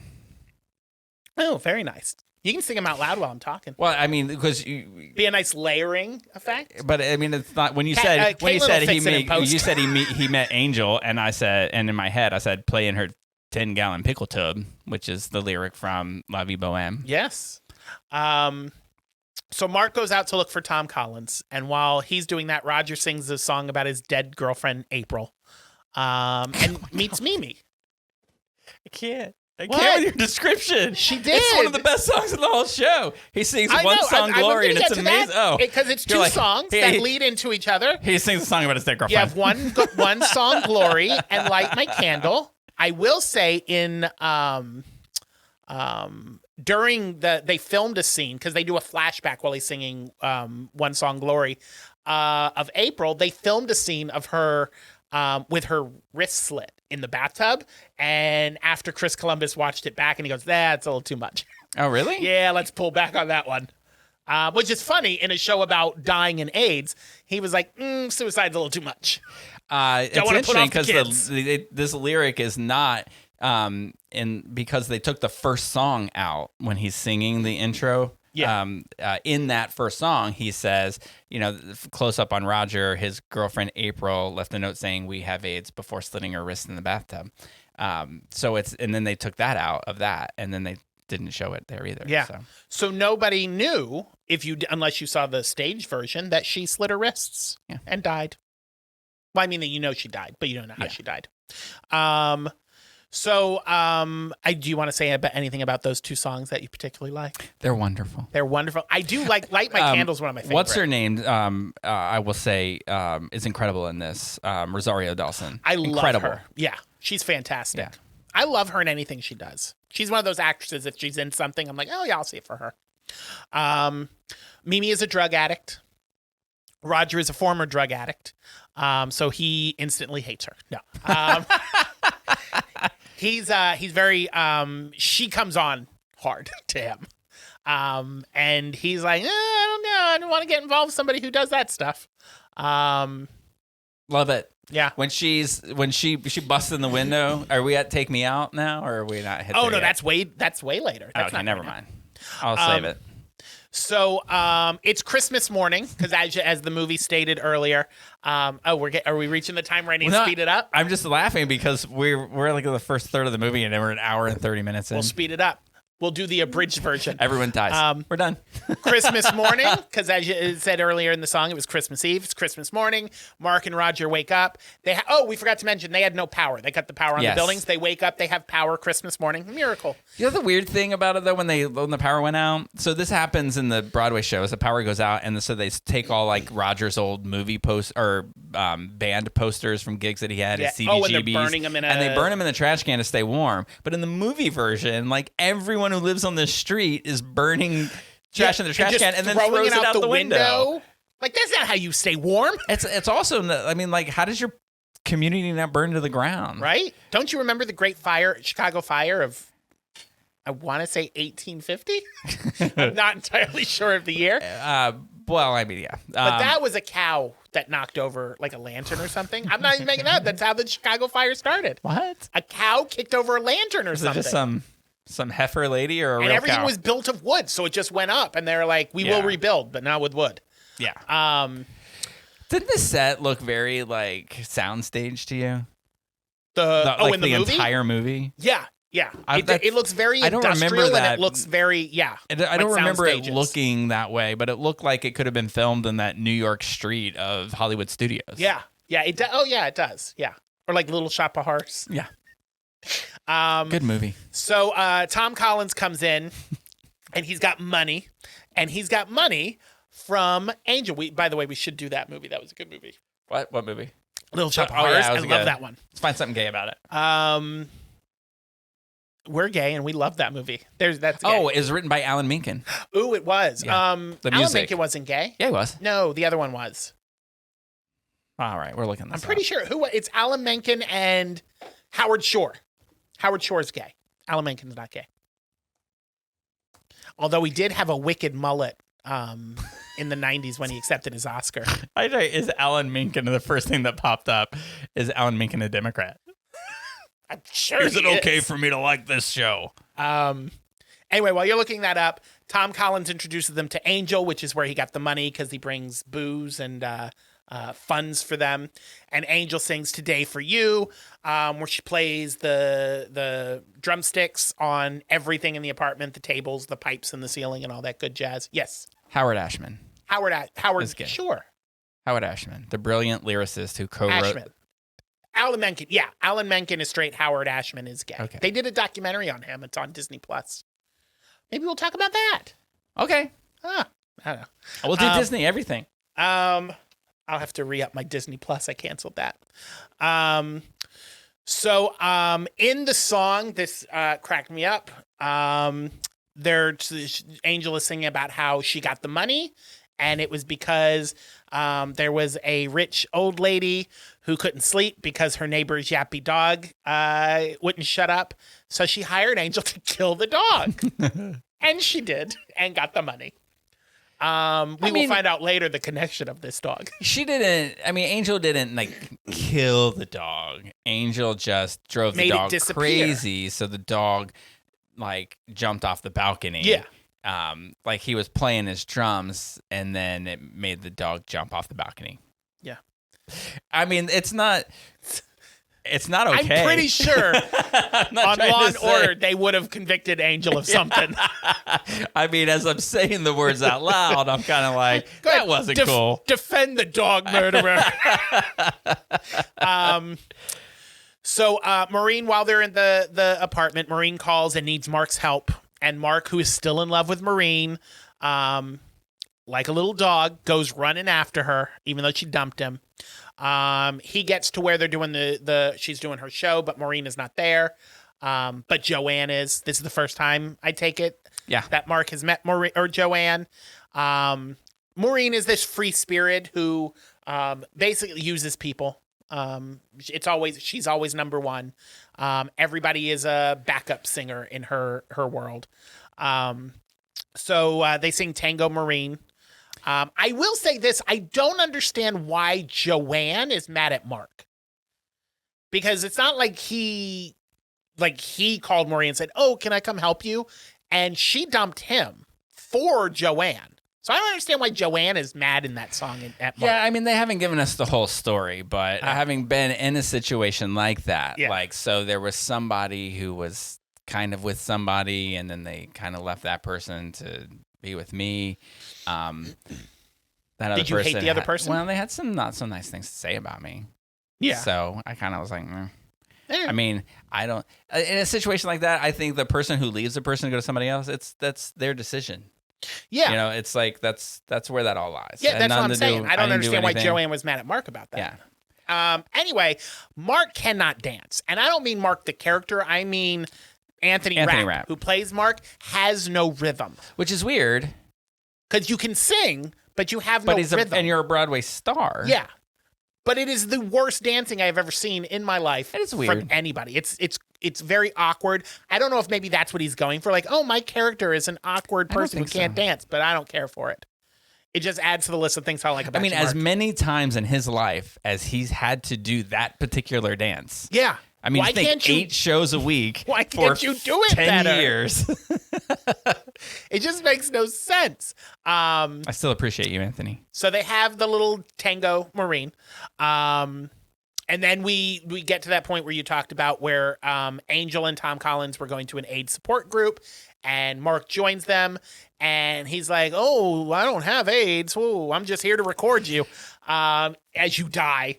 And then he like, you know, gathers By the himself. way, that and, also doesn't happen in the Broadway show. He doesn't bust out a camera and say, "Do you mind if I film you?" Yeah, I mean, because it's like that's one thing that the movie makes it out to be that the Broadway show doesn't, except for that one part where the unhoused lady yells at him. Yeah. Like, because it's basically like, you know, we're not here for you to make a name for yourself. Yeah. So it was really off-putting that, like, in this group where you know half to 3/4 of the people in this group are going to die very soon. That was pretty uncool. But I will say this about this moment in the show. For me, this is when the show starts. Like, this is when when the meaning of the show starts to come out. And there's a character. Most people don't care what this person's name is. He's a side character. in fact, the other day you were saying, "Oh, when I was like, Gordon's my favorite when character." Gordon sings," I was like, "I don't know who Gordon Yeah, is." and they only say his name once, and he's this ancillary character. But he has these lines, and it's during this scene where he says that he can't use reason to get him through this fear that he has of that he's going to die because reason says he should have died 3 years ago. Mm-hmm. And then that note kicks off to Mimi singing "Take Me Out Tonight," and it's just that transition into that, and then the whole her trying to get Roger to take her out, and Roger being like, I don't want anything to do with you, because he's afraid to leave the house, and he's afraid to feel again because he doesn't know what's going to happen, and he's got all that baggage of his dead girlfriend. Yeah. And then Mark, April. Yeah, and then Mark and Angel and Tom Collins and Mimi are out on the street, and they're singing, and that whole thing. Chills. Really? I love it. I thought that was super cheesy. Oh my God. It's just like, that's the whole point of the show. And they're all like looking up at the balcony. I was like, come on, go inside and sing. Nobody on the street wants to hear And then you. when they all sing, "Will I Lose My Dignity?" I lose my mind. Oh, that's not in the movie. So good. Yeah, it is. Is it? Which song is that? It starts, they sing it in round. They're all standing there, and they're singing, Oh, "Will when they're I Lose holding My hands. Will I Lose I've My been, now maybe, you know, this was back in the 90s, so maybe, you know, that was a death sentence back there, so maybe support groups were different. But I've been to HIV support groups, and nobody sang at all. Just saying. Really? Because in the meetings I go to, we chant all the time. Do you? No, you know, there's sayings. There are things. Oh, I thought maybe it was like one of those cult things. No, like, no. They're not like that. But, you know, you usually say like the Serenity great Prayer. Beelzebub. And then there's No? this thing None at of the that? end where All right. like people say, "Keep coming back. It works if you work it." Oh, yeah. Those kind of sayings. So Mimi sings Out Tonight, as you mentioned. Oh, she's also a stripper. I don't know if we mentioned that. Who uses heroin. She gets off of work and she wants Roger to take her out. And Roger's like, "No, I'm not doing nothing with another druggie." And then back to the support group. And they sing about I did right. They sing about losing their dignity. You're right. There you go. And that having no one there when they're sick and dying. And then Roger shows up, because I've been trying to get Roger to leave the house but he won't. And then he shows up at the support group. Which does not happen in the Broadway version. Oh, really? Yeah, it doesn't Does happen he that ever way. go to a group? It doesn't happen that way. He gets out of the house. It's at the same point in the show, but he leaves because he decides to go see Mimi at the protest. And so he's going to go there and see her. And it happens during that really cool song before the protest that that they cut out. So they had to get him out of the house. So instead of going to do it for her, he goes and does it for his friends, which is not based in reality. And has a breakthrough in his trauma and all that good jazz. Didn't happen. So after that, they come out of the meeting and the police are harassing this homeless woman. And Mark starts recording and he's like, haha, you're on camera. And she's like, the fuck you doing? Don't fucking record me. I'm not your actor. I'm not your film. You know, my favorite part of that is at the end, she says, this lot is full of too many fucking artists. And then she goes, hey, artist, got $1? And they all like, She goes, I didn't think so. I wrote down what she said. My life isn't something for you to make your big break on. It ain't that kind of movie. So I liked her. She was my favorite character. In the Broadway show, she's the one who sings, like that character is the one who sings the high notes in Seasons of Love. Oh, okay. In the movie, they gave it to Joanne, but that character is usually like this insane singer and belter. Yeah, I marked in here. This is where Mark comes across as like the white savior. And it's like, dude, come on. And he leans into that. Yeah. So this is where they sing Santa Fe. Because Mark and Roger leave the group, and Tom Collins and Angel sing about how they want to move to Santa Fe and open a restaurant. Which, isn't there a couple of musical? Everybody goes to Santa Fe from New York. I don't know what Broadway's obsession with Santa Fe is. Yeah, because it's a Newsies, It's a too, Newsies, isn't it? yeah. In fact, I didn't mention this, but I went to Disney over the weekend, met Caitlin and you two her sung wife about how there. you wanted to move to Santa Fe. And they and the show, which by the way, I don't understand why you didn't stay for this show. It was so good. What show? As part of the Festival of the Arts, they do a the Broadway show. on Disney show. Who was performing? This was just the Strickland guy, who was the original Tarzan. Yeah. He's incredible. My TikTok friend. He's incredible. Did you tell him I said hello? And he looks different.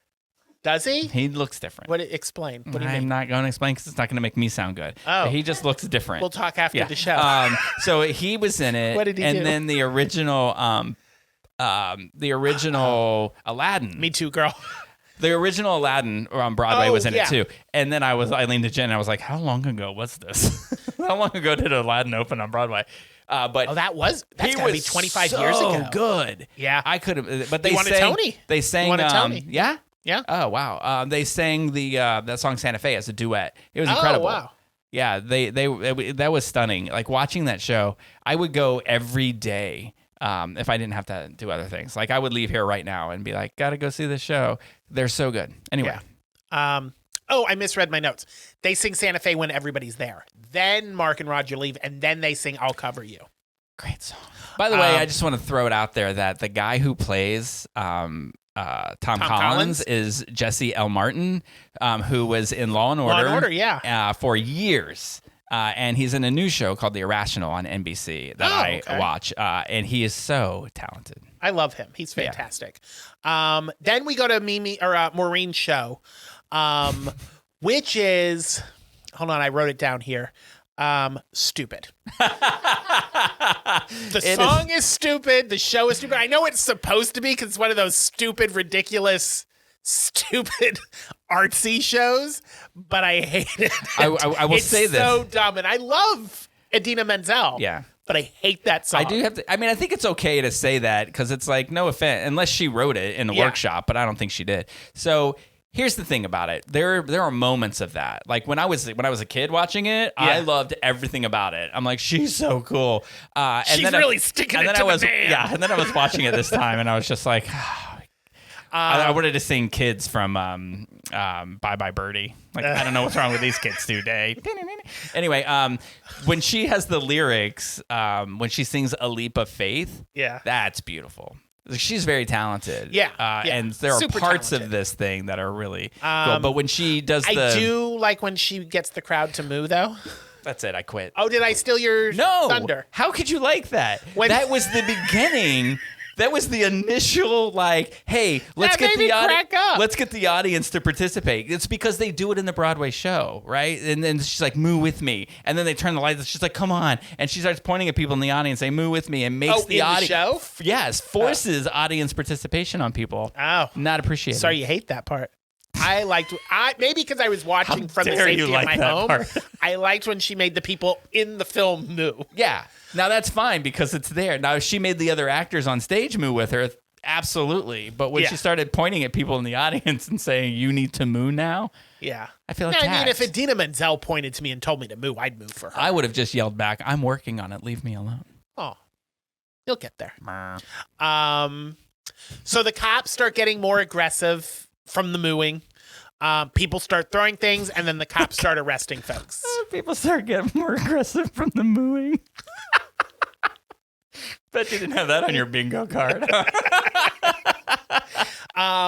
Then the next scene is when I used to listen to this when I was younger. Love this. Actually, when I saw the movie when it first came out, because I was, a kid basically, still in my early 20s, but paying rent. But I was in the military, so basically, the taxpayers were what are paying you my complaining rent. about? I love this song, and now when I listen to La Vie Boheme, I'm like, calm the fuck down. Oh, you're so cool. It's so extra. It's like, ooh, all these famous singers and writers, and Langston Hughes. Ooh, who's that? Shut up. I like when you listen to it and you're younger, you're like, oh, I like this. It's because it's that thing about drama students in high school. Empowering. Like, well, you were like, oh, I'm gonna find a monologue that says the word fuck because I can say it on stage in school and I can't get in trouble. So when this guy's like, oh, masturbation and sodomy, and although we'll say that the whole part of like sodomy is between God and me, I was like, I like that part. Yeah, still, like, yeah, it is. It's catchy. But yeah, the rest of it. Yeah, the song and then when they're like that poor waiter. I mean, oh my God, I wrote down, I have waited tables. Fuck these people. I know. They are so mean. And then they come walking in the restaurant.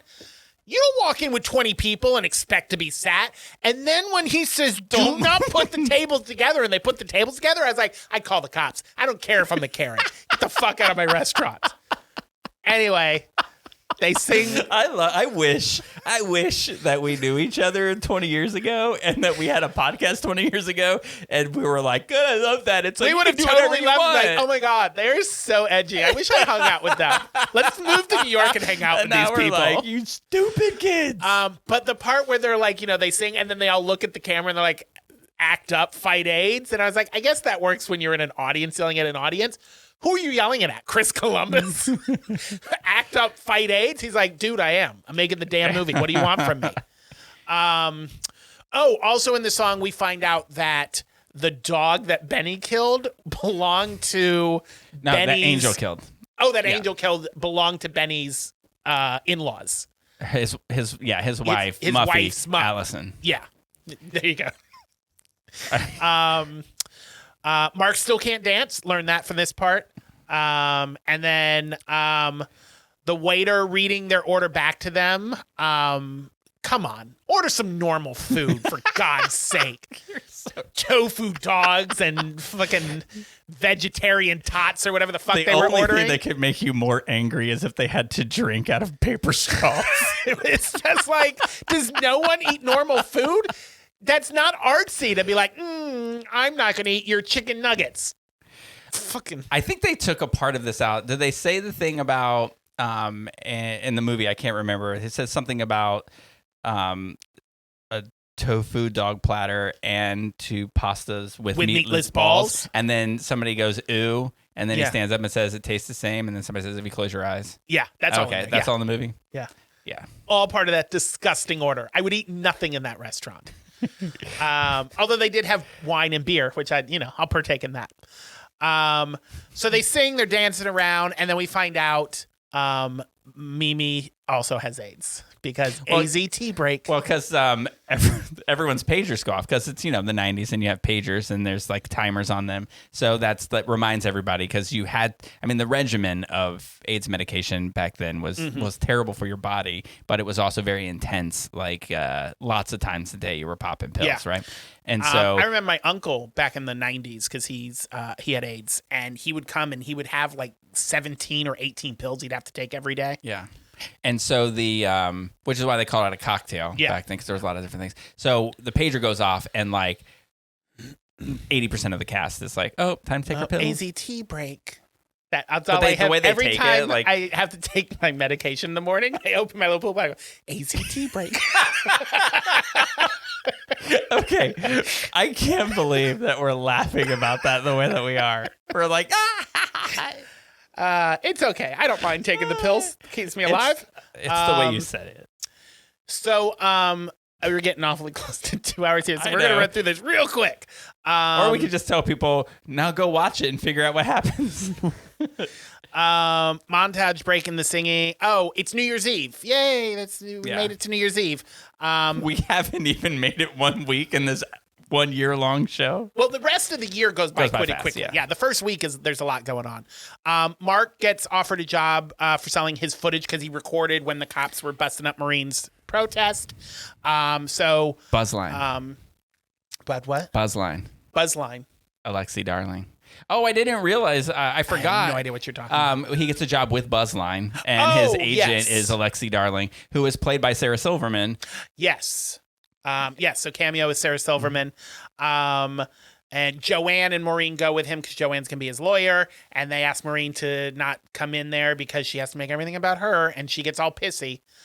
So instead, she just flirts with the receptionist, which makes Maureen and Joanne argue. Joanne tells her she wants a commitment, and Maureen agrees. And then they we're going to get married, and they get engaged. So we go to the engagement party, which I was reading. I don't feel like any of this happened in the Broadway show. I read in there because I saw the Broadway show a while back, but I was like, I can't remember. I don't remember anything I've seen. But apparently it doesn't take place at an engagement party when they sing Take Me or Leave Me. Right. And in the musical, their parents are not supportive of them being lesbians. Correct. But because in the movie, they're throwing her the party. Because she is she's being confirmed for some cabinet seat. The mother is, and they're like, come to this, but don't look like a lesbian. Oh yeah, but they're all in it. They're like, yay lesbians in the movie, and they throw them an engagement party where Maureen is flirting with one of the cocktail waitresses or something there. So they sing "Take Me or Leave Me." Great song. They leave me because they break up. Benny brings their stuff back. Because he had put a padlock on the building and taken all their stuff. So they break in because that's what criminals do. So Benny brings all their stuff back. They were just tourists. And tries to make amends. Benny said, "Oh, I talked with Mimi." We find out they apparently used to date. Roger does not like. And he assumes that he goes, you still screwing the milkman. No, that's a different musical. That's Chicago. So Mimi starts going to the support group and tries to get clean, but she keeps relapsing. Now, I don't know if they do this as a montage in the play, but they do it as a montage in the movie. So Roger breaks up with Mimi, and then Angel gets sick. That song "Without You," in the Broadway show, it's like there's the three couples on the stage, and you're watching their lives go by, and how they react to each other. But there's no, it's on a blank stage. Going back. The interesting thing, I was going to point this out: the stage setup when Maureen was doing her thing, that's what the Broadway stage looks like the whole time for the show, with that arch that's full of bicycle pieces and stuff like that, which I thought was a nice little homage to it when they did it. Very nice. But yeah, you really, that song, that whole montage of things is really about Angel. Yeah, getting sicker, and he gets sick and he dies. And they have his funeral, which is on Halloween. So like the first half of the movie is from Christmas Eve to New Year's Eve, and then like in a montage, it's Halloween already. Isn't that just a metaphor for life? This, by the way, is like this is some damn good performing from like this whole funeral scene, and then the I do like this scene. That them fighting at the graveyard or whatever afterwards. So good. So in this, we find out that Roger sold his guitar to get money to move to Santa Fe. And when he said that, I was like, that wasn't yours. That was Benny and Angel. Not Benny, I'm sorry, Tom Collins and Angel, who were going to move to Santa Fe. You don't get to steal their dream just because Angel died. I didn't like that part. How about Santa Fe when he got there? I mean, was I've never been to Santa Fe, but that wasn't Santa Fe. It looked totally fake. That was so fake. That's not Santa Fe. They're like, just put an orange rock out there and have him stand on it. Like, Santa Fe's a city. It's not just the desert. I don't think he made it Santa Fe. I don't think he made it. He lied. Mimi gets back with Benny. Maureen and Joanne, they argue, but they end up getting back together. Yeah? Did they get back together? I feel like they make up, don't they? Yeah. Yeah, they make up and get back together. Roger comes back to New York City. Benny calls them because they can't find Mimi. So they all go out looking for her. And now it is December 24th, 1990, 9 p.m. Eastern Standard Time. We've gone 1 year, and we're getting to the end. Yeah, we can't go over 2 hours. So it's been a year since the start of the film. Collins is back. Mark and Roger still living together in the same apartment. Good for you for expanding. Mark has finished his film finally. Collins has money because he rewired an ATM. Again, stealing is not cool. Anyway, Maureen and Joanne find Mimi and they bring her to the apartment and she's sick. So Roger sings to her because in musicals, singing brings people back to life. This does not work. She coughs and dies. But her fingers start to move. Well, because Angel said, Angel don't go towards that life. Said, girl, turn around. You listen to that boy's song. And she comes back to life. And this part, the whole movie, of everything in the movie, this drives me nuts. They're all like, Mimi just came back from the dead. They're all with her. And Mark says, let's watch my movie. And just goes on and turns his movie on while she's still regrouping. Like, give her a little bit of time. And he's like, no. Now we watch my movie. Which, this shitty fucking movie. It's just clips of things he shot over the last year. There's no narrative. It's how the Broadway show ends. Don't like it. It's not presented as if this is my movie. It's just, this is the last year of our lives, and it's clips of what the whole theme of what is a year of your life. I don't like it. I think that Mark should just saved his movie for another day. I don't think that this was the time. But anyway, then they all sing. I'm going to spend 15 seconds telling you this. I have a friend who saw the show on Broadway, and at the end of it, she said, "This was the saddest thing ever. I can't believe Mimi died." And we were like, "What?" Like, she lived at the end. That was like the whole song at the end, and she was alive and singing. She missed the whole thing. She thought she died. Oh, really? Isn't that weird? I did. Did you read how this originally was going to end? No. Oh, they had redone the ending for the movie. And they were like, after they filmed it, they were like, that's fucking shit. We're not going to do that. But the original draft of the script had the revealing that it was a movie within a movie. That like what you were watching the movie was the movie that Mark made. Sort of like that one movie we watched. I know, right? And the final scene being shot was going to be the camera panning away from the production while they're filming the movie and reveal real homeless people living in the streets of New York City. So glad they changed that. Well, if they need any cast members for that, they can come to my house in St. Pete. There you go. All right. So what do you think Rotten Tomatoes was on it? Rotten Tomatoes, I will say critics. I know that it didn't go very well. I'm going to say critics 76 and audiences probably liked a little more 85. Could you believe critics were 47? Oh, wow. I didn't think it was that bad. Audience is 83. Okay. Now, I'm going to say the Broadway production is way better than the movie. Yeah, it's a Tony-winning production. It usually is, and that is the case here. But so I give Rent, the Broadway show, like five grapes. Yeah. This, I still love it. I'm going to give it 4. I'll give it 3. I think it was. It's got its flaws. I think the music alone carries this movie. Yeah, 100%. I would have been interested in seeing this with an updated cast. I mean, I get what the I love original it. cast. I'm all good with it. I like them because it's what I listen to. It's the originals. I loved it. Yeah. Although, and I love the new people that were in it too. But I think that it's a show. You should see it. If you haven't seen it, see it. I mean, theaters do it all the time. Yeah. I mean, there's at least 9 or 10 theaters. Or in a slum it season and watch that the do it movie. here. The movie's still good. Yeah. But the Broadway show's better. Yeah, absolutely. But we will be back next week. Yeah. Thanks for sticking around for 2 hours. I know it was a long one, but we'll go shorter next time. But until then, the cork is back in the bottle.